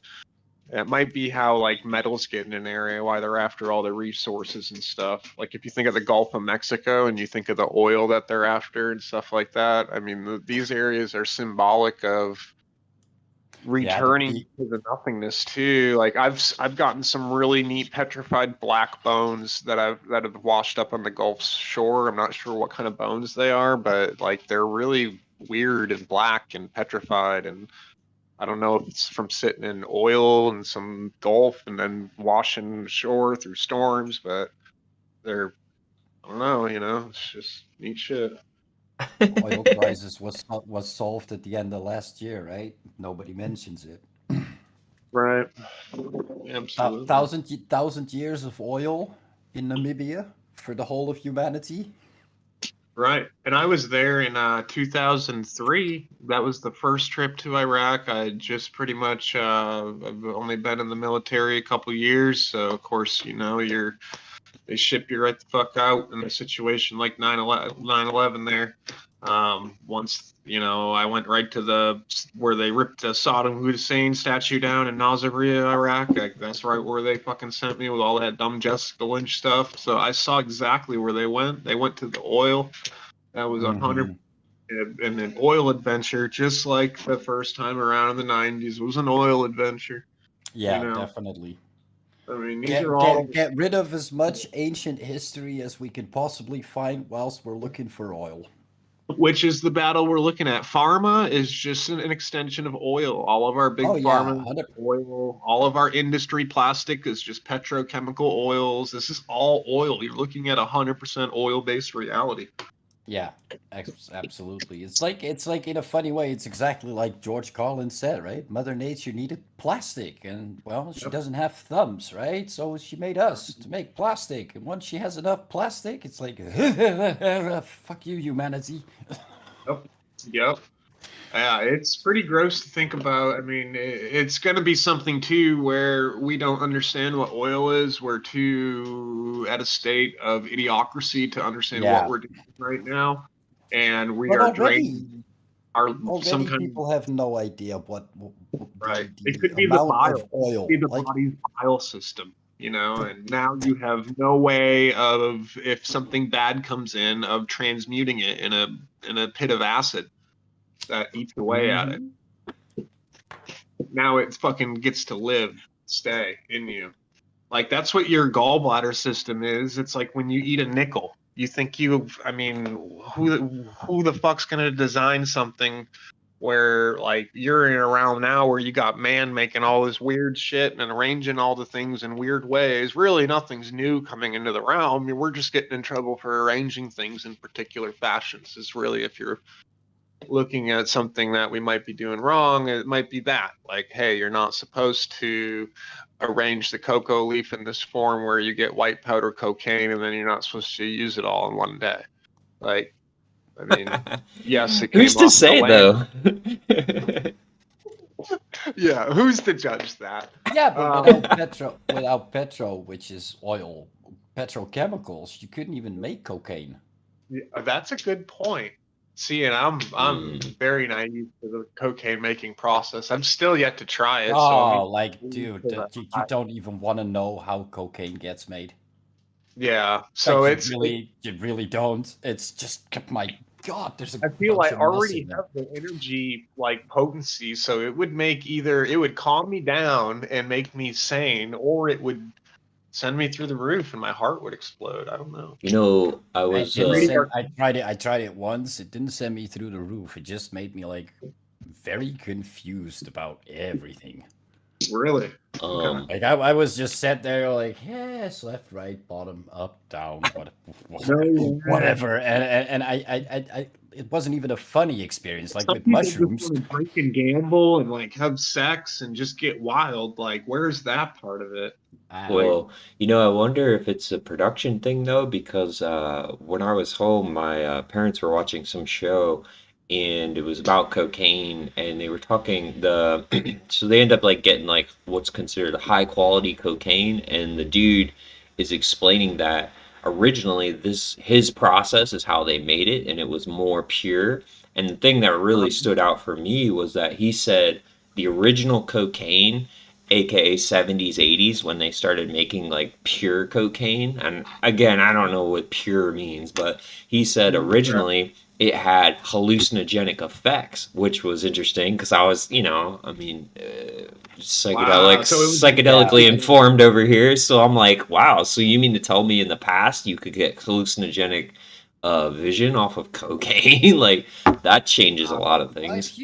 If you see what's in it, it doesn't even surprise me. And what, like, pure cocaine is still a whole bunch of petrochemicals that extract the white powder from a leaf. Cut up cocaine is basically you're looking at acid. Any kind of powder that you can mix with cocaine that isn't, well, and in some cases they really don't give a flying fuck, but powder that doesn't, like, do anything to the cocaine. So if you you got those sports powders, like the vitamins stuff and shit. Yeah. You mix that with the cocaine. Not even tell, because you still get a little buzz. Cutting it up. That's horrible for your brain and your body and all these petrochemicals going in. Yeah, but it's about money. It's not about about people. And Yeah, that's when all you're there. in the zone, yeah, people don't care obviously because you're People don't high. give a flying hoot. I looked at that whole process going like, so like a couple of hundred people are going to sniff this up their fucking nose, get it in their brain, and it's like sports Wow. powder and a whole bunch of chemicals that they mix together. Because like they literally use battery acid to extract cocaine. Wow. Dang. Yeah. Probably not good for your body. I You know, I what can't is that imagine. Like if you look at longtime road? cocaine users, you gotta seriously wonder what the hell did you And that's what's ingest? Like, happening. What is it doing to cocaine users on long use? It's corroding those canals in their nasal cavity. They yeah, lose that yeah, portion of their whatever man. the flange is there, or the cartilage, like in the bone, goes away. Yeah, at 16, 17, like in high school, I had a classmate who he took so much speed methamphetamine through his nose that his whole Yeah. what is Your that nose the cartilage deteriorates. was just gone. Like he could literally just push his nose right into his fucking skull. There's no Oh, cartilage. Jesus. Went Uh, 16, 17 years old. Like what the fuck? It's battery acid probably corroding away your face because you're like you got battery acid on your face so much. Yep. Oh, that's where we're at. Like, and we make fun of the people eating Tide Pods, yet some of the richest people in the world are just stuffing battery acid in their faces every weekend. Yep. And Oh, not even the richest, like so many yeah. people that don't have any money have a coke habit. I'm like, how the fuck do you afford this shit? I barely get around like making food, growing weed. I don't even buy it. Is it like they say? Is it pretty expensive? Yeah, in the Netherlands, I think you're looking at current day prices 60, 70 euros a gram. Holy Wow. shit. And how and what could a heavy user, a pretty addicted person, use in a day? Like 14 grams? Probably all of I, it. I don't know. I've never been around like seriously addicted person. Just like what is Yeah. it like daily users of Yeah, of cocaine. about half a Uh, I gram a imagine it day or would be a fun something? one. There's a movie called Generation Phi, and there's a part where the marketing guy ends up with the politicians, right? So he's advanced up the hierarchy to the politician marketing, right? Propaganda team, Yeah. and he walks into the office and they have a fucking pentagram made out of cocaine, and they're just like going. He's just like, "Can I get in on that?" And he's like, "Yeah, fucking of course." It's like, holy shit, man. Yeah. Another reference I could give you is when used to work for David Copperfield. They said back in the day, like they would literally be like doing lines off of like the props and stuff right before the show goes on and stuff like that. Like it used to No. be nuts. Yeah, it used to be in all our medicine and our soft drinks, right? Oh my Man, it god. was the three. That was the big three, right? It was opium, cocaine, and cannabis. That were Yeah. one of the three big medicines that like were so Right. common in use. Like, These look fun. Like I mean, at least from I guess the perspective they show us, and we're on the cusp. Like my grandparents were born in like the 30s and shit, so they would have seen people born in the late 1800s. So like that's a big thing that I have a fucking problem with is we're not that far away from either whatever the big changeover was. It was within 200 years. We are very close to. Are we the babies of orphans? Like, are we some kind of fucking? Did yeah, they I wondered literally that. steal a bunch of kids? And are we the bad fucking kids from Europe that they dropped off over here? And we're some fucking land of Canes that are over here just free willing? Yeah, Like pretty the land much. of the free, doing what we want? Like, is that what this like? I was listening to the Book of Cain yesterday too, and there's a lot of blood magic in that book right there. There's a lot of Lilith involved as the first, essentially the first blood magic entity, and what would happen is Lilith made the first sin, and that was essentially in the eyes of the man, the cosmic man that was to take care of Lilith. It's the cosmic man's duty to have all these certain roles. There were these certain roles designed for the cosmic man and the cosmic woman, and the cosmic woman thought it was fucking bullshit at some point and she wanted to choose and do this or that. So Lilith made this first claim of her own power, and she became the first woman with essential power, and we called that the darkness. And at that point right there, Lilith empowers Cain because Cain wants his own power. Cain kills his brother out of love and is set up, right? God says, I want you to bring to me that which you love most, to sacrifice it, right? And then Abel brings his kid, and Cain just shows up. And Abel doesn't even have the intellect or the awareness to realize yet that he's the fucking sacrifice and he's what his brother loves most. Just can't even see it, poor guy. And intelligence didn't make it into the future, as you can see. Well, it did. You can see that, you know, survival of that's why it's showing you right there. This is a mind thing. This is a mind fuck the whole time. So Abel failed the mind fuck test right there and brought his own kid. You never kill your own child. You never kill the young. The young represents the living and the birthed and the fresh and the virgin and that which is pure. You never sacrifice that which is pure. You never give that back which is pure. You essentially use what is pure and you put it to work and you put it what it was designed for and you let it fruit the bodies that it was meant to fruit.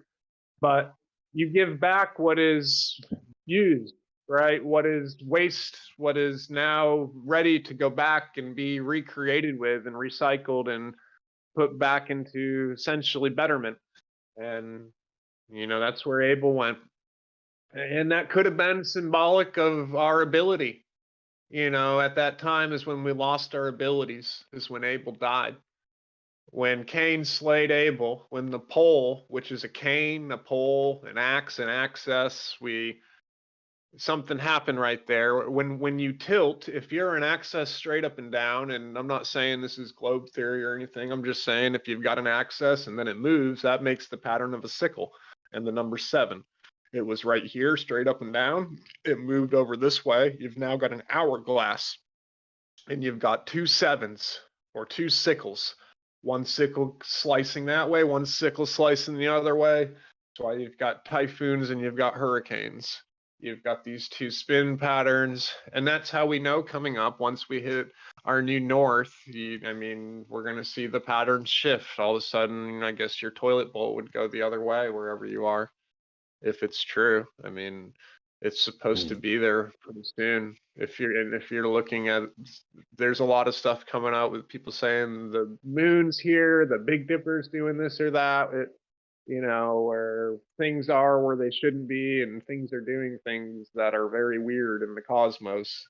And that pole movement, the north, think of how important the north is. If the north is really moving, if our magnetic north is changing and it's going to current day Philippine, I guess, actually it's going to like southern China, Malaysia. It's going right for Malaysia. Malaysia is supposed to be the new North Pole, which would be the new center. And you'd pretty much look right now, what's the habitable regions? And that's only if we get an environment like this, which we're probably not going to have. It could be a much bigger ice core from the north and go way out. There's just no fucking telling, like if it's the mind, anything's possible. Something like that can go to happen. And if you know what you are as mental mind power, you can do anything. You could make a bubble and just protect your whole fucking neighborhood and live in eternity with your Blue Jays, I guess, if you were that powerful enough as mind. I guess I wonder about anything like that because we're talking about this book, the catastrophes. I mean, we're talking, you know, I mean, we're talking entire. For instance, the one example is that the island of Mu, 64 million people, 3-day earthquakes where the entire island is thrust out of the water and then submerged, and 64 million people die over the weekend. And it's like, the way I see that, I'm like, well, there goes any arguments for materialism.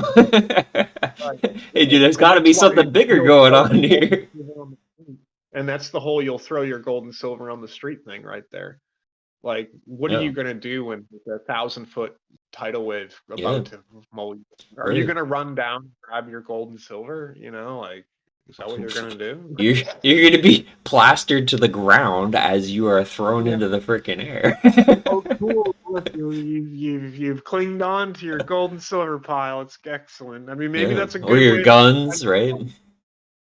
Right? Yeah, your gun, your pile of food. I mean, here's what I see coming up. If anything is going to happen, and we get like a 2 or 3 day warning or something, and if it's really going to happen, it's going to just be a fear event. That's only a possibility if the people buy into it enough and give it enough real weight. Then it's really going to manifest, right? I wondered though, So, because people believe in the weather, right? Like people, I don't watch the news, but but I listen to the weather, and then it's like, well, I don't watch the weather, but it just does its thing. I don't And Yeah. Yep. And I think the weather is symbolic. I mean, many have said that. Casey, Steiner, many greats have said that. You know, and look at the Moto stuff with the water, like the way people's thoughts can affect the water. I mean, you're seeing the same thing with weather. Water is like that. Water in itself, our secret behind telepathy, telekinesis, and the whole thing is going to be an understanding of water. You're looking at water in its many forms, right? So a tree is just water, you know, and other things, of course, but all you're looking at standing water. When someone tells you the earth is flat, show them a tree. Tell them that that's water right there. yeah. It's a standing wave of water just sitting there. It's not still either. It's always moving and changing and flexing and doing stuff. All you have done as a human right now with your spine is you've taken your water that you are as in this water world, this water system, which is probably the Christ, you know, the Christ, the Christall, the Christ of all, the crystal. It's probably going to come down to we are water slowed down to a certain amount of viscosity, you know, where, and that's what kills us is when we get too rigid and too dense and we turn into stone, a headstone when you die, right? A casket, right? You know, a cast is for concrete, cement, right? All of this stuff that symbolizes a funeral and death and being buried into the ground and solidifying and becoming part of the rock. You pretty much become too dense and too rigid. That's what getting old is. That's what you're fighting off your whole life is, you know, elasticity. You're keeping movement in between your joints. You're not allowing the spider webs to form. You're not allowing the rigidness to set up. Spiders come not weaving here. So, I mean, I bet this is part of the secret behind what they do to all the little kids to get some kind of adrenaline or some kind of chromosome inside of them to keep their systems from becoming rigid, but then they look like fucking death on a stick with skin hanging, you know, walking around. I mean, you know what you got to do? You got to Saint Germain it. You got to pretty much just look like a 28-year-old the whole time or whatever your prime is and just keep going through the hundreds of years, you know what I'm saying? Just how cool would that be to just pop in during the big event? You probably cause all the big fucking events.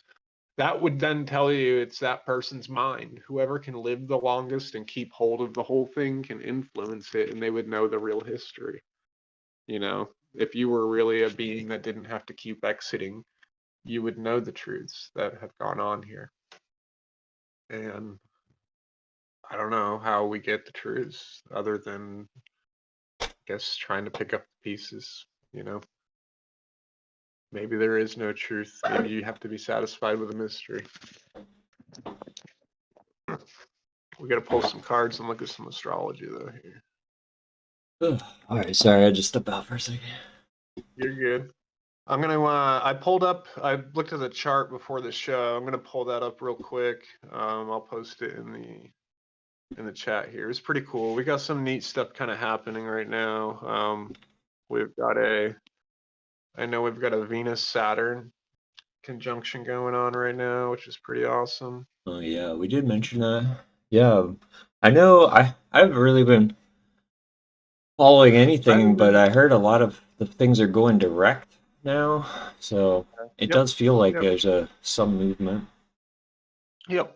So pretty much what's happening too, what you're seeing is, so like right now too, if you pull up the declination on stuff, you can see that we've got, I think there's going to be 3 suns in the end, but one of the suns is the sun that we see and call the sun, the visible sun.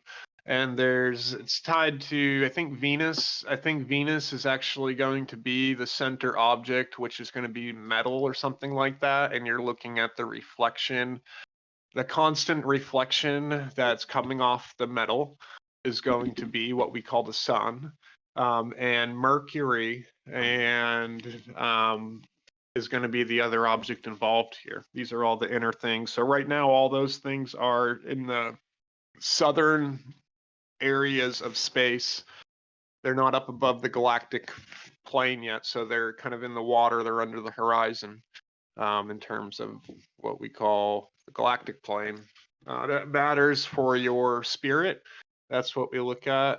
So spiritually, your inner work is being done on a very personal level. You're essentially going through your Aquarian seed bearing time right now. You're going to select the dream that you're going to work on coming up, and you're about to birth it with the spring that's on the way. And then you're going to battle the battles the whole entire way through the summer to make your dream come true. You'll fight your hero and, the end in the fall. Then we'll do it all again. We'll pick a new dream. You're going to have some big emotions coming up here in February, and that's going to make the dream real and pull it in. So it's going to be real airy and real ideal-like with your fixed air Aquarius phase coming up. And then when we go into mutable water, those you'll see at the end of the Aquarian phase, those ideas will start to stir a lot of feelings in you.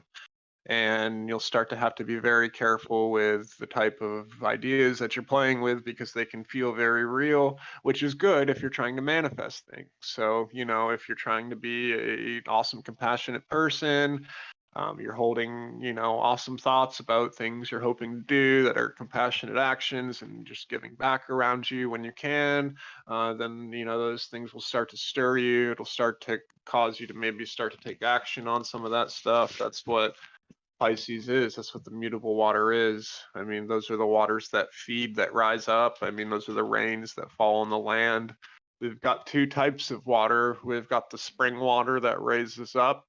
This is a very vital water that you should be putting in your body. There's only one type of water that has a spring in it, that has more like a bounce, like a pep, like a rising.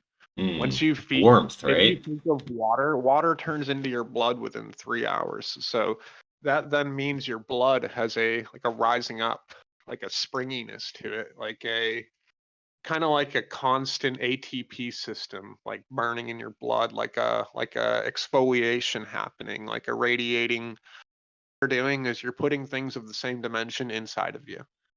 That's Yeah. what eating. That's all eating is. When you step outside, and then when you do that, you need to then you're carrying too much of your dimension that you're in, and you need to put some out, and really you're transmuting it. So yeah, we've gone over that, retaining farts. I mean, that's been always a neat topic. I think that's what the Sphinx is. Like, how else you're building up pressure inside of you too. It goes right up into your spine. I think it's imagine it's gas available. What do you think the eternal suns are? The eternal flames burning inside the earth, like they talk about in these newspaper articles. That's a gas system right there, with pipelines, being funneled, and somebody caused a spark at a certain point, and now it keeps it's an infinite fuel source coming. Somebody farted. So Who farted? right, and that's what a fart is. I mean, and a fart is absolutely fuel for something. It could very well be something designed. Where does it go when you hold it in? Why haven't we ever asked that question? Like, or maybe we have, maybe they tell us something about it, but like, where does your fart go why does the feeling go away? Where did it go? I mean, I It would didn't come assume out. your organs probably end up absorbing percentages of it, Yeah, I'm telling you, it goes right up in the middle of your spine. It goes into your CSF marrow system, whatever that is, inside of the center of your spine, and it adds oily nature. That's all farts are. It's fire mixed with air. So it's a fire element, something that it's explosive, and then it's in the quality or the medium of an air. So it can earth penetrate. too, right? Little bits of earth, technically, right? Freeze up. So imagine you've got rocky stone areas in your neck or in your causing headaches and just making your overall vehicle maybe potentially oily.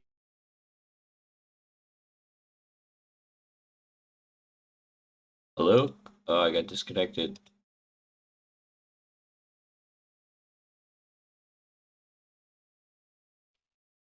Oh, Stone hey. is. All right, I got sort of like- disconnected too. Sorry. Did you get sick? Yeah, I think I'm back. My computer, Do you it's have on its I was last just leg. talking about the ability to send electricity through stuff. Have you tried that, Todd, where like if you have like a knot in your back, you can sit there and think about the knot and like get it to like kind of melt away just by like placing your attention on it? Yeah, well, I know you do the key yeah. chain. Oh, I finished those. I'm done that. Yeah. But it did help me. So if I have issues like that, I am able to sort of position myself to start stretching it out and so forth, which is pretty cool. I've noticed too with headaches, like I can sort of, I guess the best way to say it is like pushing them out as well. But not all the time. I mean, you know, you got to get rest. You got to be well rested, drink lots of water, so forth and so on. Yeah, that's key. Absolutely. Let me see. I was gonna pull the chart up. I don't know if it posted there. Yeah. Let's just take a quick look at that real quick. I got the tropical chart up, so this is tropical, not sidereal. I've got the sidereal too, but I've been feeling tropical a little bit lately.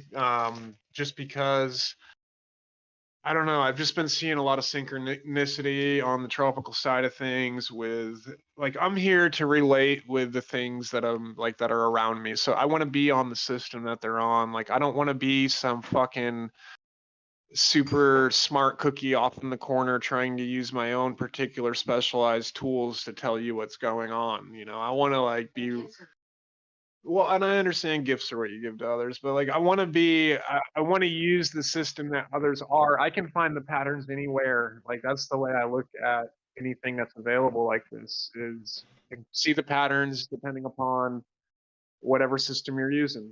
Is that you or me breaking up, Todd? Let's see. I Is it didn't me? hear you breaking up. I think you're okay. Okay. Okay, cool. Yeah, it went away. All right, so this chart here, it's tropical, and I look at it as different things too, like what you are versus why you are, right? So to me, a tropical chart, I'm very much just looking at simply something as a fork, something as a volleyball, something as a tree, something as a freaking piece of, you know, I mean, just what is it? Not what is the thing doing, but just what is it? So I feel like that's what I'm always looking at when I'm looking at tropical energy. I'm looking at what something is, not necessarily what it might be doing. We never know if that fork is eating food, stabbing someone in the back, you know, what the fuck it's doing. Unless we look at the chart.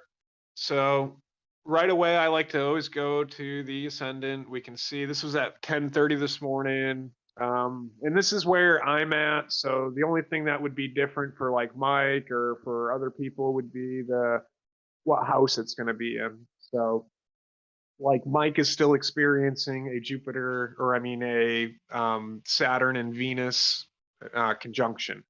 Right now, at that particular time, it was just in a different house for him. Probably the I want to say fourth or third house down low. Anyways, so right now you can see right away this. I mean, it's very so this whole half circle is lit up with stuff and it's moving in that fashion. So you almost have like a crescent. See how that thing is like making with all its angles, like a crescent shape almost.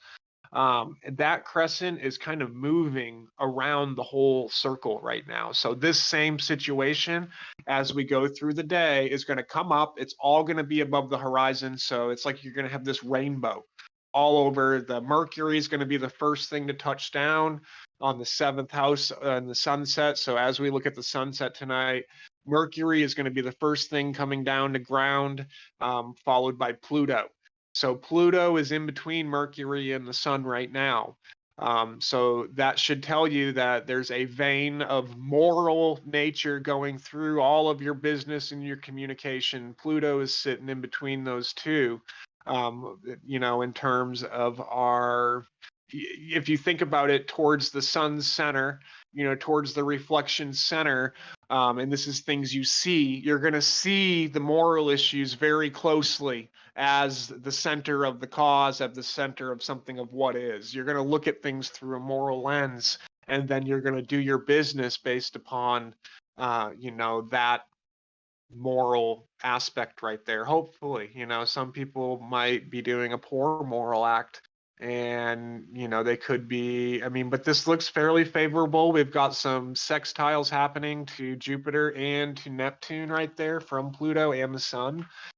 So that's pretty damn harmonic right there. That's a 60-degree angle, and that is going to be the angle of Venus, which is going to be half the 120 trine angle of Jupiter. And then we've got that Venus matching up, conjuncting Saturn right there, who is then conjuncting Venus in Saturn's house Aquarius and the house of electricity, Uranus, fixed there. It's a pretty, and that might be why I feel like I'm kind of getting zapped instantly on things. Like my karma is very fast. Like I shouldn't have bought that fancy bong, I just shouldn't have. Yeah. And I did, and then I bought it on these principles I don't normally operate and make decisions with, and it was an aesthetic. Oh, that would look cool, or that would be some But kind of aesthetic. isn't that kind of a lesson in a way, though, right? Oh, absolutely. And the day before, as I was driving up there, I didn't know I wasn't going for that. I did want to look at some glass, and I happened to select probably the worst one now that I could have, looking at them in my head. I usually always select because, I like bigger bongs and I don't like them getting tipped over and breaking. So I like them having a fat bottom and stuff. So they, they're not top heavy. If you got a bunch of glass up top, just a little nudge here or there. And we've got cats, squirrels, a lot of things, aquarium humans, and things can get bumped real quick. And it was me, the bull who It was fucking you. bowling. And as I was driving up there, I was listening to, I guess, like a Taurus astrology forecast. And what's weird is she, in order to do her forecast, she's awesome. What's her name? Opal Oracle. Opal, yeah, it's the Opal Oracle on YouTube. She's got a channel. She's obviously, that's not her government name. Anyways, Raj, okay. She's awesome. So, and this is how I know, like, this is how Spirit spoke to me, like that she was truly connecting and giving me an accurate forecast, because she uses a tarot deck to work through, okay, this is what your February is going to look like. And she'll start, talking about your February, then pull a card, and then she'll, dissect whatever card comes up for that month, and she'll work through the year. For you, pulling, asking Spirit, and she'll get told things as she goes, and yeah, it's nice, it's awesome. Anyways, the first 3 cards, I pull cards at work. I've got a Rider Waite deck at my desk, and I don't pull them often. Like I pull them maybe once a week. I'm only there 3 of the days, so sometimes I even let it ride into the next week. And if I'm not feeling it, I kind of just sit with that energy still. So since I've been doing that, I've only pulled like 3, maybe 4 cards total, and I've had it at my desk for like 6 to 8 weeks, maybe quite a while. The 3 cards I've pulled are the first 3 cards she pretty much pulled. I pulled the 10, was it the 10 of Swords or the 9 of Swords? The one where they're all in the it was the 10 of Swords, where all the swords are just stabbing you. You're laying on the ground. There's a pool of blood. You're just like ruined. You're done. Like you've absolutely just brutal card. Your own ideas have just, you've used your double-edged sword. Your fucking truth has cut you off from everything, and you've killed yourself with it. Essentially, is what you've done, which I've absolutely gone through recently. I've just some of the nastiest shit that can ever come out of a human's mouth has come out of my mouth, and I absolutely am going to be responsible for quite a you few. gotta work on your silence as golden, my friend. Oh, absolutely. I'm trying to teach that to my students, because they don't say bad things too often, but they don't know when to stop talking. Like I've had this mantra that I've been trying to adjust and get right. Like it started out as, I don't want anything in this realm to bother me anymore. I felt like that would keep away all anger, And then I thought that Good luck. right. And then I just felt that that wasn't A, realistic, and B, it was kind of narcissistic. Like it was very much where I didn't want to deal with anything. Like I felt like you could get apathetic, passive, or numb. And I've lived that portion of my life where I was a passive person and I really didn't like it. And it shot me off into the completely opposite where I was very aggressive and hyper defensive everywhere and just over security wise and just a lot of things got triggered because I went through a super passive experience and would let people walk all over my kind, gentle nature. Yeah. So I've really gone in a lot of places, and recently, apparently, over the last really 6 to 8 years, I've had some very aggressive, like very Aryan moments, very mental, like just emotional, reactive outbursts, and said horrible things. Stuff that I don't even know. It's super demonic. Like I'm telling you, like if Amy says I can tell you. Yeah, it's horrible. I shouldn't be laughing, but it's taught me a lot, like going through those moments, those energies. That is the number one thing that concerns me about my own being and existence, because I feel like that's a big part of this experience is you discover things about yourself, right? Like, and obviously the people that you live with are always going to be your biggest like trigger situations, your biggest pockets of energy you're working with, like are the people that you live with. I can guarantee us all that. Or the people you live with and you're closest to physically around you are your biggest helpers. They're here to flush out your biggest things you're trying to work on. Like you are absolutely surrounded yourself with things. I mean, it would be pretty fruitless to go into a system of reparations and fixing and not be able to fix anything or have an opportunity to adjust and make good decisions. And it's nice to have somebody that you can really fuck up and make bad decisions and you don't lose the game. So True. it's kind of where I'm at with that. I'm trying to I don't know. So I'm trying to shift my mantra. It's not that I like the ability of being calm, that anything can approach you. Like, but I like the ability to, or I like the idea that in a character that you're hyper aware, you see everything that's going on, but it's like, and you don't want to not speak up, you don't want to be a coward, you don't want to not say the truth either, but you don't want to slice everything off with the truth. So like, how the fuck are you even supposed to do anything here? Like we're It's what? balance. It's all about balance. It's a Amy puzzle. said you want a salad.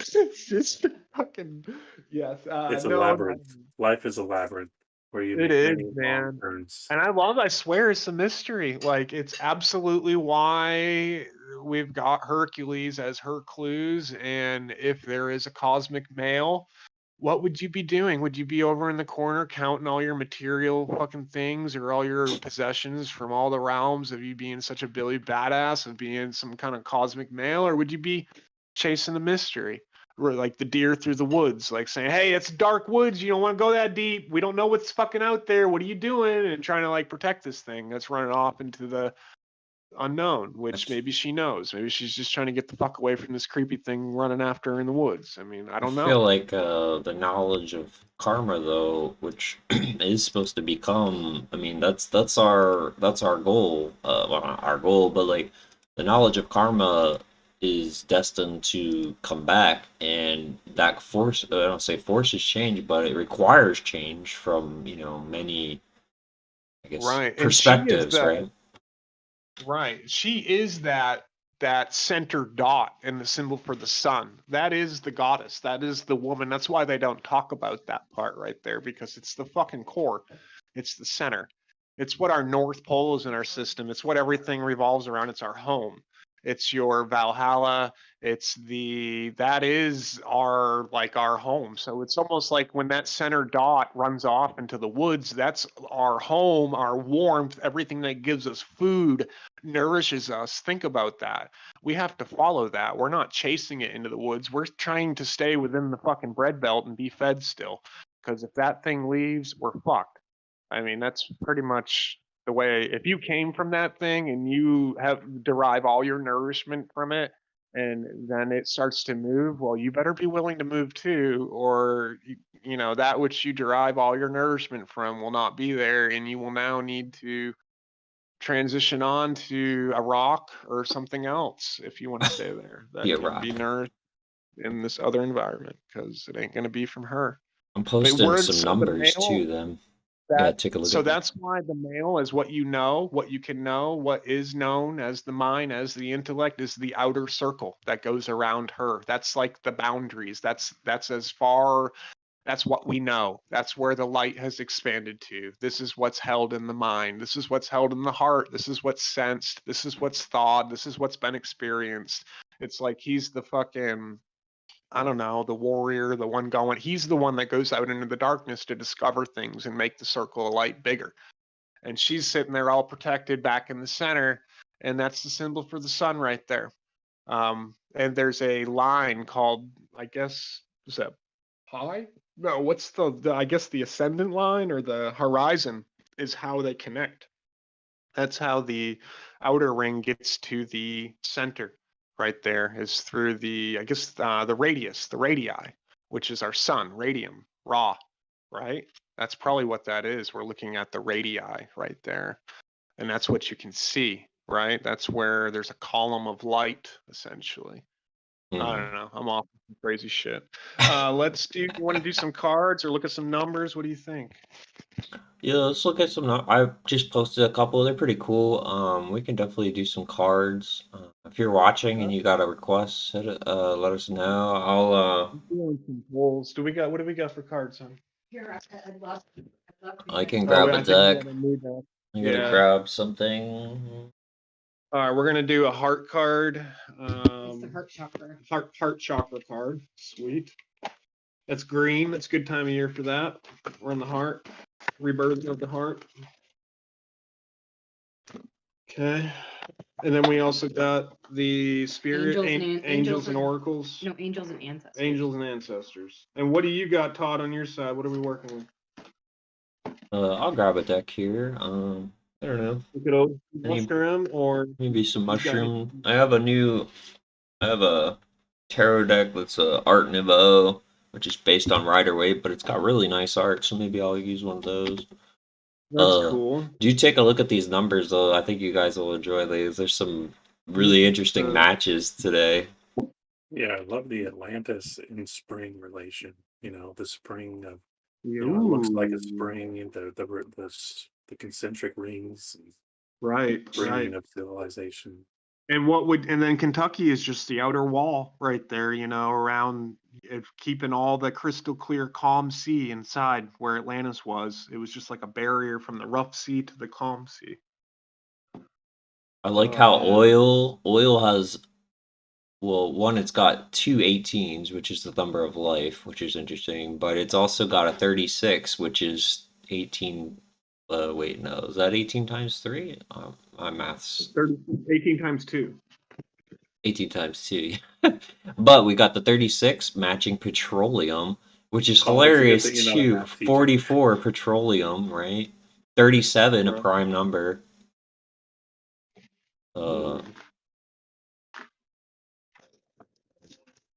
37 matching petroleum and karma. That's wild. With the 44 to be, and the 17 the star. I'm looking here at these. 1019. Wheat must come from Saturn. Look at that. We got double 21 on wheat, which matches 1019 circuit board. Yeah. Yeah. Taboo Kane 83. Nice. These are awesome matches. Wheat and Vril. Check that out. Wheat is the opposite of Vril, 21 and 12. That's interesting. Yeah. Oh, yeah. That's wild. You know, I've looked at the hardest thing. If I had to pick something to give up, it was probably going to be my tackle with wheat and bread here. I really love wheat and bread. I love pizza. I mean, I don't know. I just love bread. I love fucking. I don't think there's anything wrong with bread. I'm actually gonna make my own bread probably tomorrow. That would be cool. See, and I want to do like, that's a thing too. Like if I'm gonna do bread, I want to do it right. I want to do like have a what do you call those where you have like a sourdough thing going and you take a little bit off of Yeah. it to a starter? Yeah. I'd like to do that because breads are a fungus. They just keep growing, right? A yeast, like you have an activated yeast situation. I think that's how the Yeah, earth there's is a made. I think it's a giant bread. I think it's just Like yeah, spread. a there's yeast. a Yeah. sourdough company just a few miles away from me, and their mother Nice. is like 149 years old or something like that. Oh, wow. And do they have starters you can get through them? Yeah, but they only That's offer cool. starters like every few months. Every few months? That would be cool. You said that's out near you? Yeah, it's called the Portland Sourdough Company. And Ooh, yeah, honey, we should get that when they do it. I'd love to. Sourdough starter? Madeline makes it. Does she? Yeah, she's gonna give it to us. She's bringing it to us. And think of that. Well, you still need certain ingredients with that to keep making your bread, I'm sure. But it's that's crazy to okay. think that the mother yeast has been alive that long. Isn't Yeah, that crazy? it You're used to looking at be- 180-year-old bread. Wheat yeah, spirit.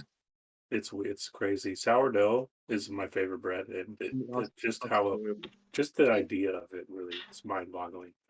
Me too. I love sourdough. We love sourdough. My Yeah. favorite. I need to go to. I even get it from Cracker Barrel. Yeah. It's really good from there. I gotcha. Yeah. It's gonna come down to stuff like that coming up. We're under full attack right now, it feels like.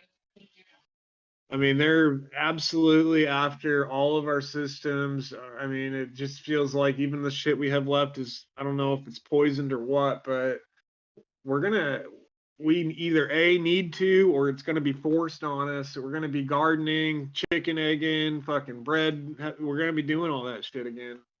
It has to be. If you want to play physical and you want to be analog, you're not going to get to just skip out on all the stuff where we've been going down, unless there's not going to be food and we evolve off into whatever the hell we're going to eat. I mean, I've always said you Yeah, could live off yeah. of smoking marijuana. I think we talk often about energy and the rise and fall of civilizations follow that same wavelength, right? Right. And I think we're rising again. Whatever that means. Kind of like the bread analogy again, right? It loses the gas and it falls into density, but then when the gas and the yeast are producing each other and the yeast is farting and everything's rising again. And Warmth. It's all about warmth too. it's funny. It is about warmth, the temperature, and the humidity too. Humidity for bread is really important. Yeah, I was reading that because I'm looking at the recipe and they said you have to be aware of your humidity, how that affects the way it'll rise and stuff. So I hope it turns out good. We'll see. I love pizza. It's like probably one of my favorite things, and I've been obsessed with pizza dough and making good pizza dough. And one of the things I found out a long time ago was like your water is so important in the minerals in the water. And while I was doing this research, I found a company that makes a water filtration system that literally mimics New York's water supply and the mineralization of the New York, because their pizza dough is some of the best in the world because the water and the mineralization in the water.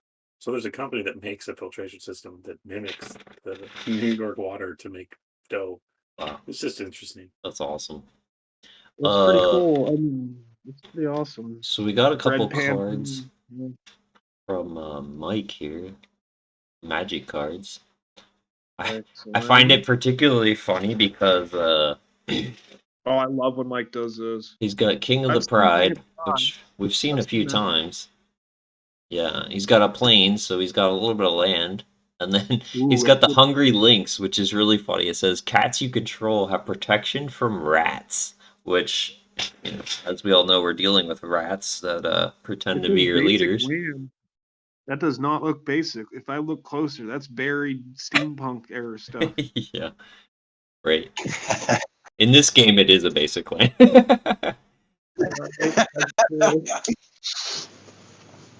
That'd be awesome for going upon. That's my northern Kentucky right there. So we got protection from rats. That's good. The Zendikar lands, right? What could you do right here with this? I mean, I see a creature cat. I mean, it looks like a lynx. Well, according to Steiner, the lion represents Christ. According to Egyptian, the lion represents magneto-electrism. So, Christ again. You see, You know what's really interesting too? Sorry to interrupt really fast, but I was when I was in Thailand, I was talking to this guy who worked for a monastery, and he was talking about cats, and he was saying that because of the rats, the cat has always been like the necessity because they keep the sanctuary, the sanctified places clean of rats, and that the holy places have always gone hand in hand with cats. So funny connection. Yeah. That's pretty crazy. I wonder if I'm going to end up like the Rat King in Ninja Turtles or something. Because I love squirrels, man. And they're like tree rats, so I don't know. Yeah.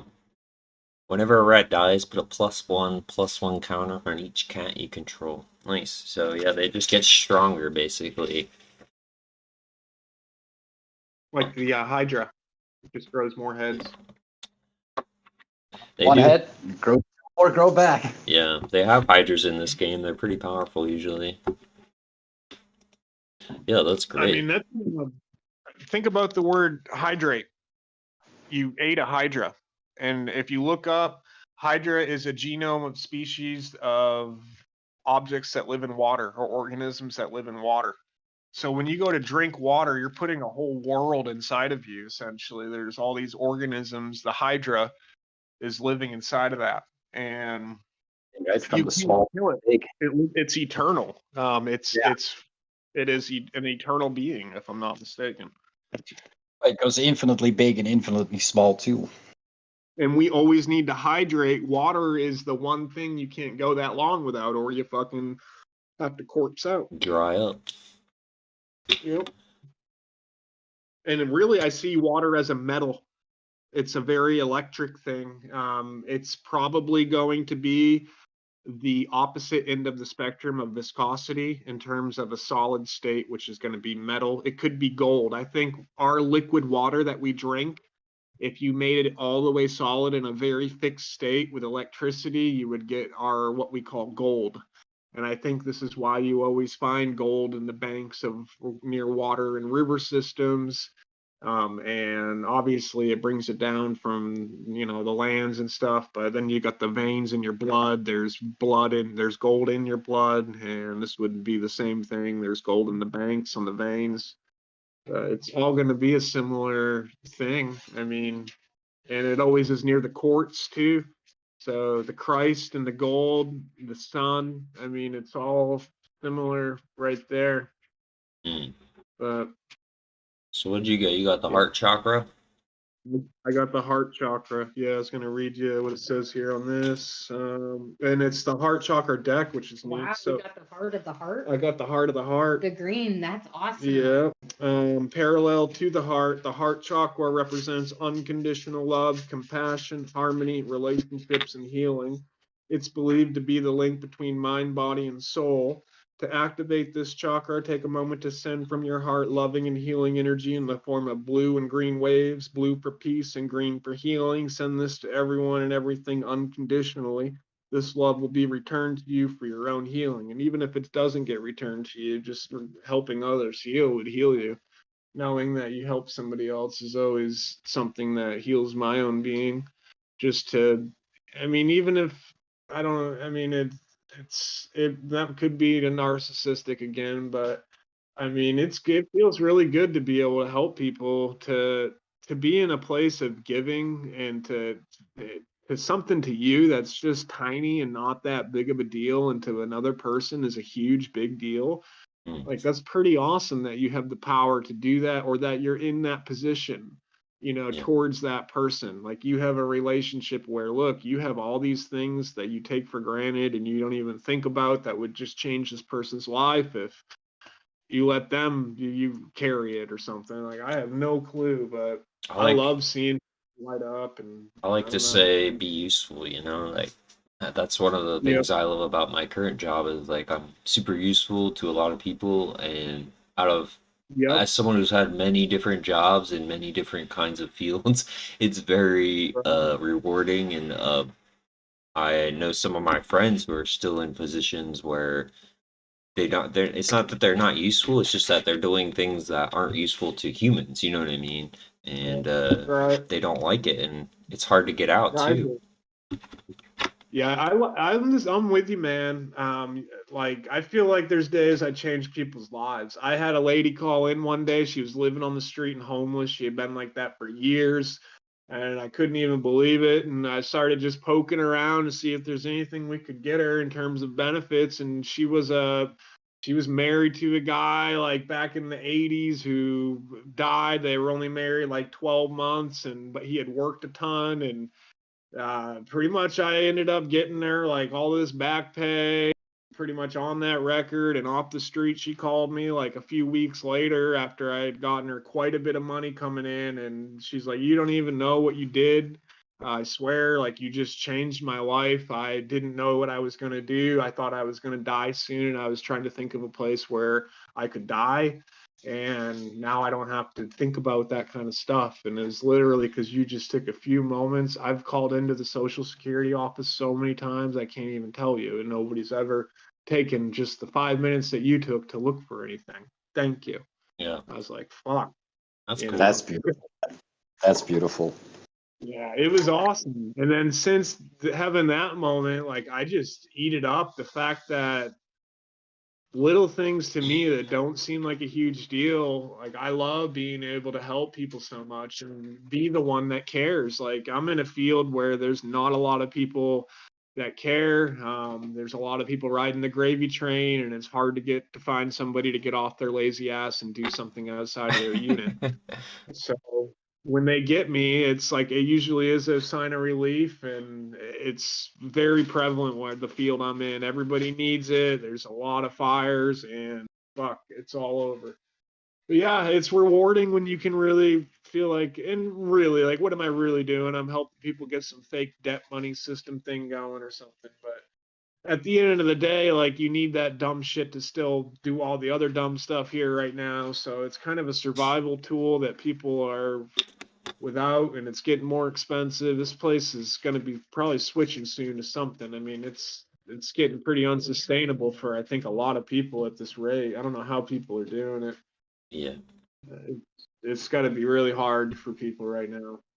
And and even in the easy areas like America and shit, it's probably not that hard in the other places, because people have been having to already do all their own shit in all those other places, like grow their own food, and those aren't going to be the people hurting. It's going to be all the people that were on the gravy train that get the gravy train pulled. The people that can't go get their Big Macs, that there's people out there that have never cooked a meal before, that don't know how to do grocery shopping, like, or grow their own food, or most of us can't do that, but I mean, it's like we're in a pretty idiocracy state of affairs. Like we laugh, but we're very close. Did you read that? Yeah, I read. There was only like a half page. Still Yeah, let's optimistic. interpret. I mean, I try to be. Yeah, you have to be more optimistic than that. I know. I mean, there's hope. There is hope. There really is. There isn't. I mean, there's more than hope. It's just a change of. It's a switch. There is a lot of active hard work going on right now. Mm. I have seen it. I have seen a lot of beings willing to face things too. We're gonna have some huge elephants in the room coming up, especially with all the the hack stuff. I mean, if people really do start doing like what the conspiracy goes and keep flopping, it's gonna get pretty bad, and you're gonna have a lot of pretty angry people that put that in them, that were forced to, and they're gonna be pretty. I mean, how are you not angry? But we've already seen it happening right now, so it's kind of like, if people ever speak up, they can get our children, they can go after everything, and we're still passive. Yeah, I think it'll change. I mean, the next 2 years are going to force everything with, the election, I guess. Not that I Right. understand why people still do that. I mean, but yeah, I mean, I think it's also kind of out of our hands in a way, because we can just do our best in our cultures and our regions. And personally, I think it's a regionalization that has to occur more than anything. It's like the whole relying on the big network, which is obviously corrupt. And now that we know all about Atlantis, it's like, well, let's not repeat the same stupid mistakes they did, Right. A million years ago, mind you.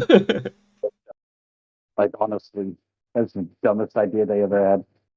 Let's catch salmon in Norway, and then ship it to China to be packaged, and then ship it back to Norway to be sold. Because that Right. makes sense. Yeah. That's Yeah. just one aspect of that whole global trade deal. Sorry for the noise in the background. I'm frying some chicken. Isn't that where that global seed bank is too, up in Norway? That's with I think Svalbard. so. Like that's one of those parts that is green on the first map of Atlantis. Oh, okay. The That's they probably where biggest the one, fertile biggest bank one known in Oh, America is run by the Mormons. So they have a big one in the Salt Lake Mountains.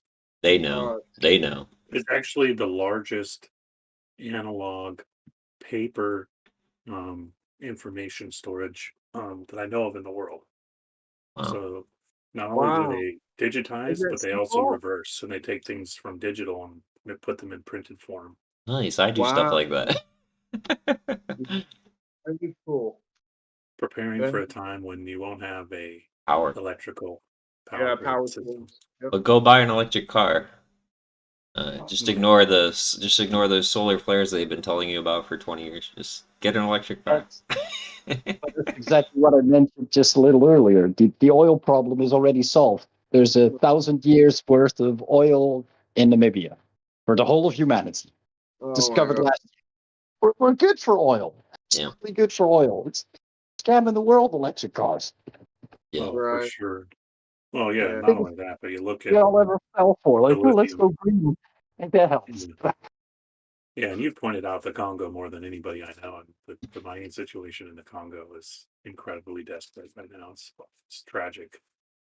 Yeah. Millions of people mining and mining by hand these incredibly toxic chemicals. Wow.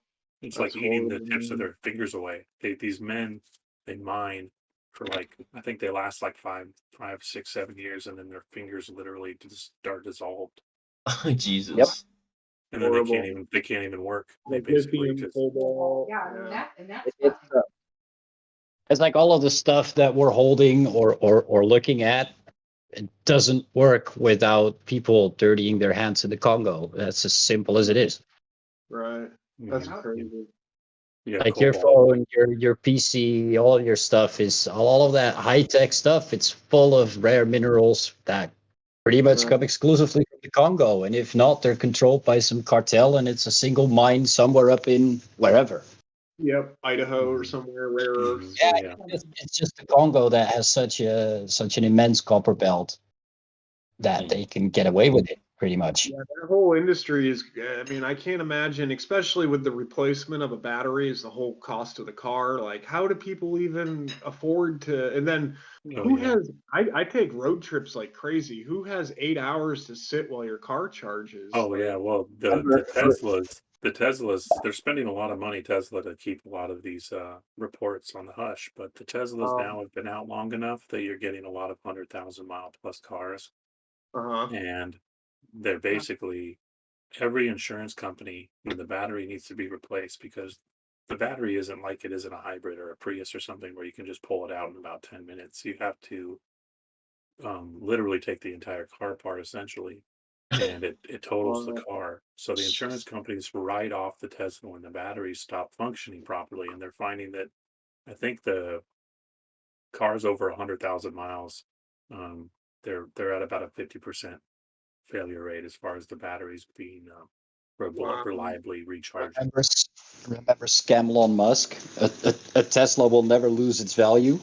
Yeah, exactly. I mean, that's obviously not the case. They're hypothesizing that less than half of the Tesla fleet will make it to 200,000 miles. Wow. And I have a Jeep. I have a '93 Jeep Cherokee with 250,000 miles. I And just it's hit not even 250,000 on my little Honda Fit. I put yeah. And, it's 258,000 like on my again, truck.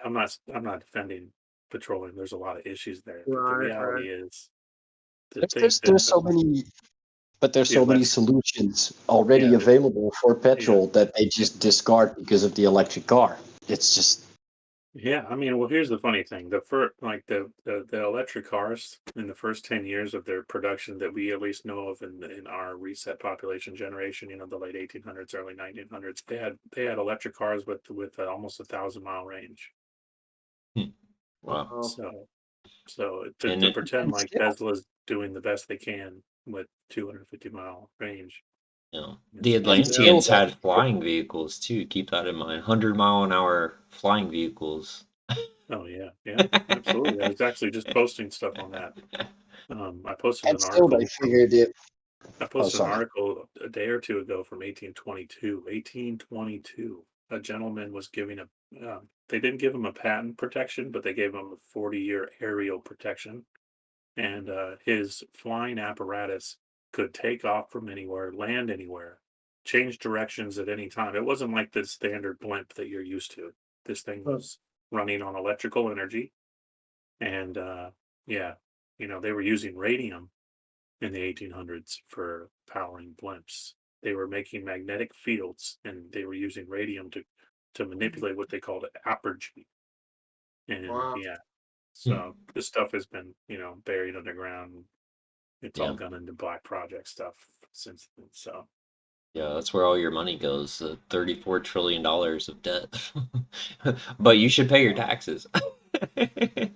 yeah, and um, the above ground furnishes the below ground. It is like an alchemical thing. As above, so below. Like the hidden Yep. is in the caves. It's in the dark recesses, just like the mysteries and the secret societies. They were often their temples were in caves, and Yeah. the symbology is really it That's what just shows you that Egypt this is is. Literally, that's yeah, what it just Egypt shows you was. that it's all um, intermixed and it's all just kind of the same Well, they see system of the things. hieroglyphs on the side of UFOs. There's been so many reports of seeing the Egyptian hieroglyphic stuff on UFO sightings on the side. That's the only markings they see, are like the Eye of Ra, or just some of the. And then what is it? We're looking at symbols. What's in markings? A mark. There's a mark. It holds a particular meaning to all. Anybody who sees this symbol should know blah blah blah. And we don't. We're blind to our symbols still. We're working on it. I've got hope, and we've got some work on the table. We've shown, that this is going to take a lot of work.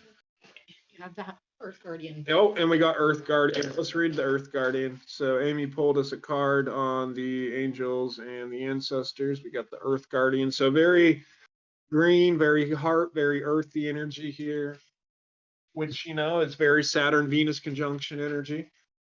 And growth, fertility. This is a very big time of fertility right now.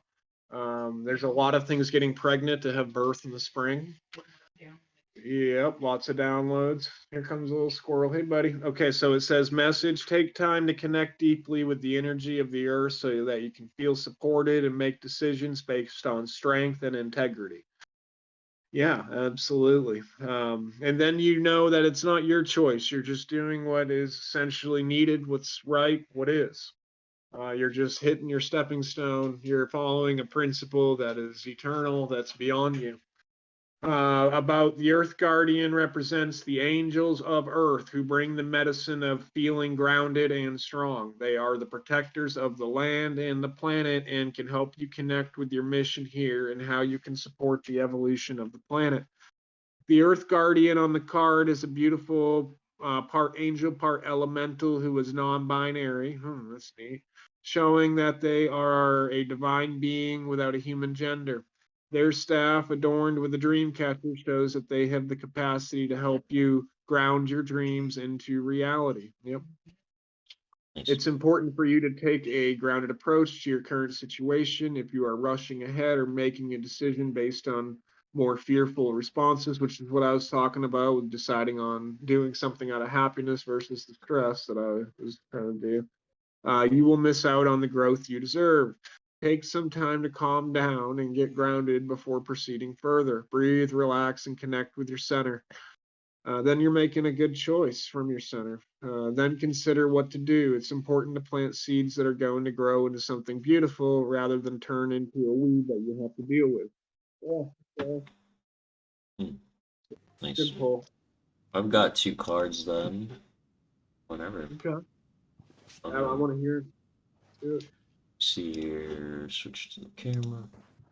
So I've got a new deck. This is an Art Nouveau deck from, I don't know, I think we got it at TJ Maxx, but if you don't know, Art Nouveau was like a popular style in the 1800s and early 1900s. Say it again? Amy said she saw it at TJ Maxx. Yeah, I think that's where we found it. Yeah, Oh. that's funny. Oh, no, we got this at a soap store, that's right. But yeah, I'm sure it would be there. But yeah, I shuffled it, and we got the 2 of Swords. And then I also did a mushroom, so I'm gonna just go ahead and flip both of them, and then we'll read about. Oh, we got a new mushroom. This is sweet. Let me send you guys a picture real quick.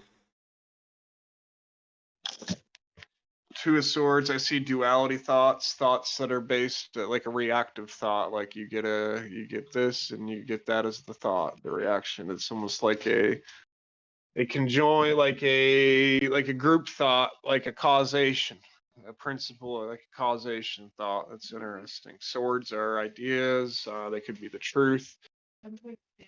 Yeah, I know. We're really gonna check it out. We're gonna see what this other guy. I want to see this new mushy. Retreat to Hades. That's it. Hollywood sounds good, man. All And right. then Brett. That's cool. Green Aurora or Norwood. Yeah, we got the Anemone Stinkhorn, the Acero Rubia. We're gonna have to look that up on Google too, because I Like attracts light. I gotta see what that is. What's that saying? Birds of a same feather fly together. Birds of what? Birds of a feather flock together. Yeah, yeah. And like attracts like. Amy says to gather. Yeah. First impression. Nice. Yeah, so I posted Look the at that. picture. Yeah, it looks cool. We're gonna definitely have to look at Google Images to see some real ones. The Anemone Stinkhorn. I think it's named after that sea anemones, right? Yeah. It's a common fungus which grows in a strikingly red, star-like shape. Like the other stinkhorns, it produces a foul odor. So it's funny, we're talking about the great stink and the minor stink of Columbus I here. just been reading that on your thing right there. Wow. Mm-hmm. Reminiscent of carrion, so dead flesh, in order to attract flies, which then spread the fungus's spores. Anemone stinkhorn reminds us that what we put out determines what we attract. They say you catch more flies with honey than vinegar, but you can catch quite a few with a horrifically unpleasant smell as well. If we wear a certain mask for too long, it can begin to become reality. Are you happy with the companions, teachers, and helpers that your current lifestyle and energetic output seem to be attracting? However, this card also encourages us to probe beyond superficial impressions and initial biases to get to the deeper nature of things. Something off-putting at first glance may actually be an essential element to a healthy, symbiotic relationship or a natural component to something which is otherwise rather fascinating and beautiful. Are there areas in your life which need a deeper, under-the-surface examination? Wow, that's appropriate. Yeah. Awesome. Man, that's a killer deck. I gotta get one. Fungi deck thing. I mean, if you just think of the descriptions of each mushroom that she has in there, just the descriptions of the different things that mushrooms do alone are very revealing on like what great divination tools. Oh, you gotta Awesome. see the pictures. They're super wild. The aliens looking. Yeah, I just saw the sea anemone guy right here, the whatever anemone stinkhorn. Yes, and then I was reading the minor stink of Columbus right above it, as you were saying, as you posted the picture too. It's like, damn. Hi, Grace. We have someone trying to join. You're welcome to join. Just click on the Delicious Divination voice thing, and you're in. Yeah. It'll pop you in. What's the mushroom? So the mushroom looks like that. Yeah. Oh, wow. Yeah. What's And it then called? the anemone stinkhorn. And then we got the two of swords with it there. So that's like attracts like. I like that, you know. I mean, there's a couple different that philosophy in itself. The opposites attract is a thing too, if you think about it. Here's Yeah, where I I mean think the mushrooms, they're the Neuralink of the biological world. They're like the right. brain of it all. And here's where I think those two concepts Yeah. might converge and combine is like attracts like and opposites attract explains a perpendicular situation. So, and I think about this best with me, Amy and I. So, I think of the fixed cross that we both have our sun on tropically. She's on Aquarius and I'm on Taurus. And that would be perpendicular to each other. One's going the one way, the other's going the other way. However, they both form a quadrant, right? So they're both kind of next to each other, like attracts like, yet opposites attract. They are perpendicular, going in opposite directions. So I kind of see both of those concepts combining in if you think of the fixed cross, it would be a good, a perpendicular setting, a relationship. I mean, because that's the thing too, like those things do meet, they only meet once, right? And then they're going past each other in these two opposite directions, but for a certain point of time before they meet, they're heading to the same point. And that's just in linear reality, right? Yeah. So it's kind of neat. But yeah, man. Awesome pull. Oh, very cool cards. Them Always dogs. appropriate. Well, killed it. What do we have today? 48, I think. Yeah. Excellent day. Man, 3 hours. I don't know if you guys want to call it. I'm gonna go do a plumbing project here and pull the whole line out, I think. Figure that out. Yeah, I'll have a cookie. And man, I love you all. It's been awesome hanging. And if you guys want to hang, still go for it. But I'm gonna go get on some stuff. Yeah, we can we'll wind it down Much love, here. Barry. It was a great show. It's always a pleasure. Absolutely. Yeah, we gotta get back quicker than 6 weeks or whatever. But if you got stuff going on, it's cool. But Yo. holler at me, Todd, Yeah, we and we'll will. jump in next couple. We gotta get that guest on that we missed. Yeah, I think that'd be cool. I don't know what he's doing, but we'll hit him up sometime. I know we got I mean, he some was in new a cult. people. Yeah. I actually read Steiner has a whole book on the Freemasons, and I read about 90% of it and learned a whole lot about all of that stuff, which was pretty cool. So A I'm lot of very it's principle. Yeah. yeah, I mean, I saw like a basically lot of they the. go all the way back to Atlantis. I mean, that whole it's and it's not the Freemasons, so to speak, and it's Wow. the occult initiates and people willing to go a little deeper than physicality. So it's existed as Correct. long as humans have. So yeah, Yeah, and it was all about magnetism and the secrets of magnetism and the magnet. yeah. Yeah, I mean, they built Egypt, and they built Egypt knowing that it was going to be flooded multiple times, and it's pretty cool. I'm curious what a modern group is doing. I don't know. I'd be curious to find out, but we'll see. All right, you guys continue. I love you. I'm popping out. Cheers, bro. Love you, Nice. Barry. Good to see you. Love you guys too. I'm out of here as well. Todd, pleasure. It's been a long time. Mike, love you. Take care, guys. Right. Catch you soon, Ben. Thanks, Ben. Much Take love, it brother. easy. Yeah, take it easy, Todd. Yeah, I guess yeah, Grace, you should join us next time. We'd love to hear about your cult. cult origins. That's crazy.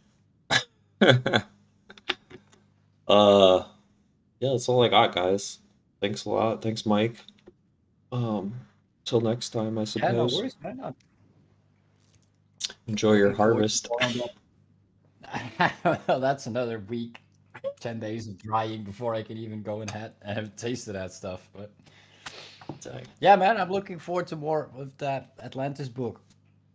Yeah, I was thinking I might do or just read it on YouTube or something, or that way everyone can just have it as like an audiobook at least, and you Oh, know, that's cool too. spread awareness. Definitely. I You're a think teacher anyway. That should be good. right. Well, it's all about it's also a time thing, but yeah, it's actually not a very long book, so I could probably do it in a couple days. Nice, man. Yeah, we got to get the million-year-old history out there, and Like just those maps alone, comparing them to the stuff you see on Earth today, it's still mappable. You know, like the just the few examples that I mentioned of Greenland, Svalbard, yeah, and those disappeared islands of what's the what they call it in the north, those islands. the Help me out. Baltics. No, of the past, we all came from the north, and then it was called. Oh, I'm not sure. I got to read the book again, honestly, because there's a lot. There's so much to process and piece together. They had a common denominator for the islands that were in the north, and they drifted out, which is Greenland is one of them, and Svalbard is what remains of one of them, Okay. Yeah, and so are it's those islands, like Labrador Island, the uh islands north of Canada, pretty much. okay. Hmm. Yeah, it's I just the thing that's crazy about that book though too and these maps, it's like they're just telling you what they know. Before that, there Mhm. was probably civilization too. I think the possibility of civilization just being billions of years old is very real at this point. And I think what Steiner's talking about too, where we come from basically materializing ourselves through fluid, through vapor, and so forth. It's like it's so easy to see. And Atlantis was all like they built fountains everywhere, which probably kept Mhm. the vapor bubble more liquidy, and uh, yeah, it's awesome. So we'll get there. Water. Yep, water is key. You know. All right, y'all. Water is key Let's to most call it a things. day. I don't know. Maybe I'll talk to you guys later if you're on. But otherwise, we're gonna shut this show down. And until next time, everyone. Take care. Much Have a love. very nice day. Peace.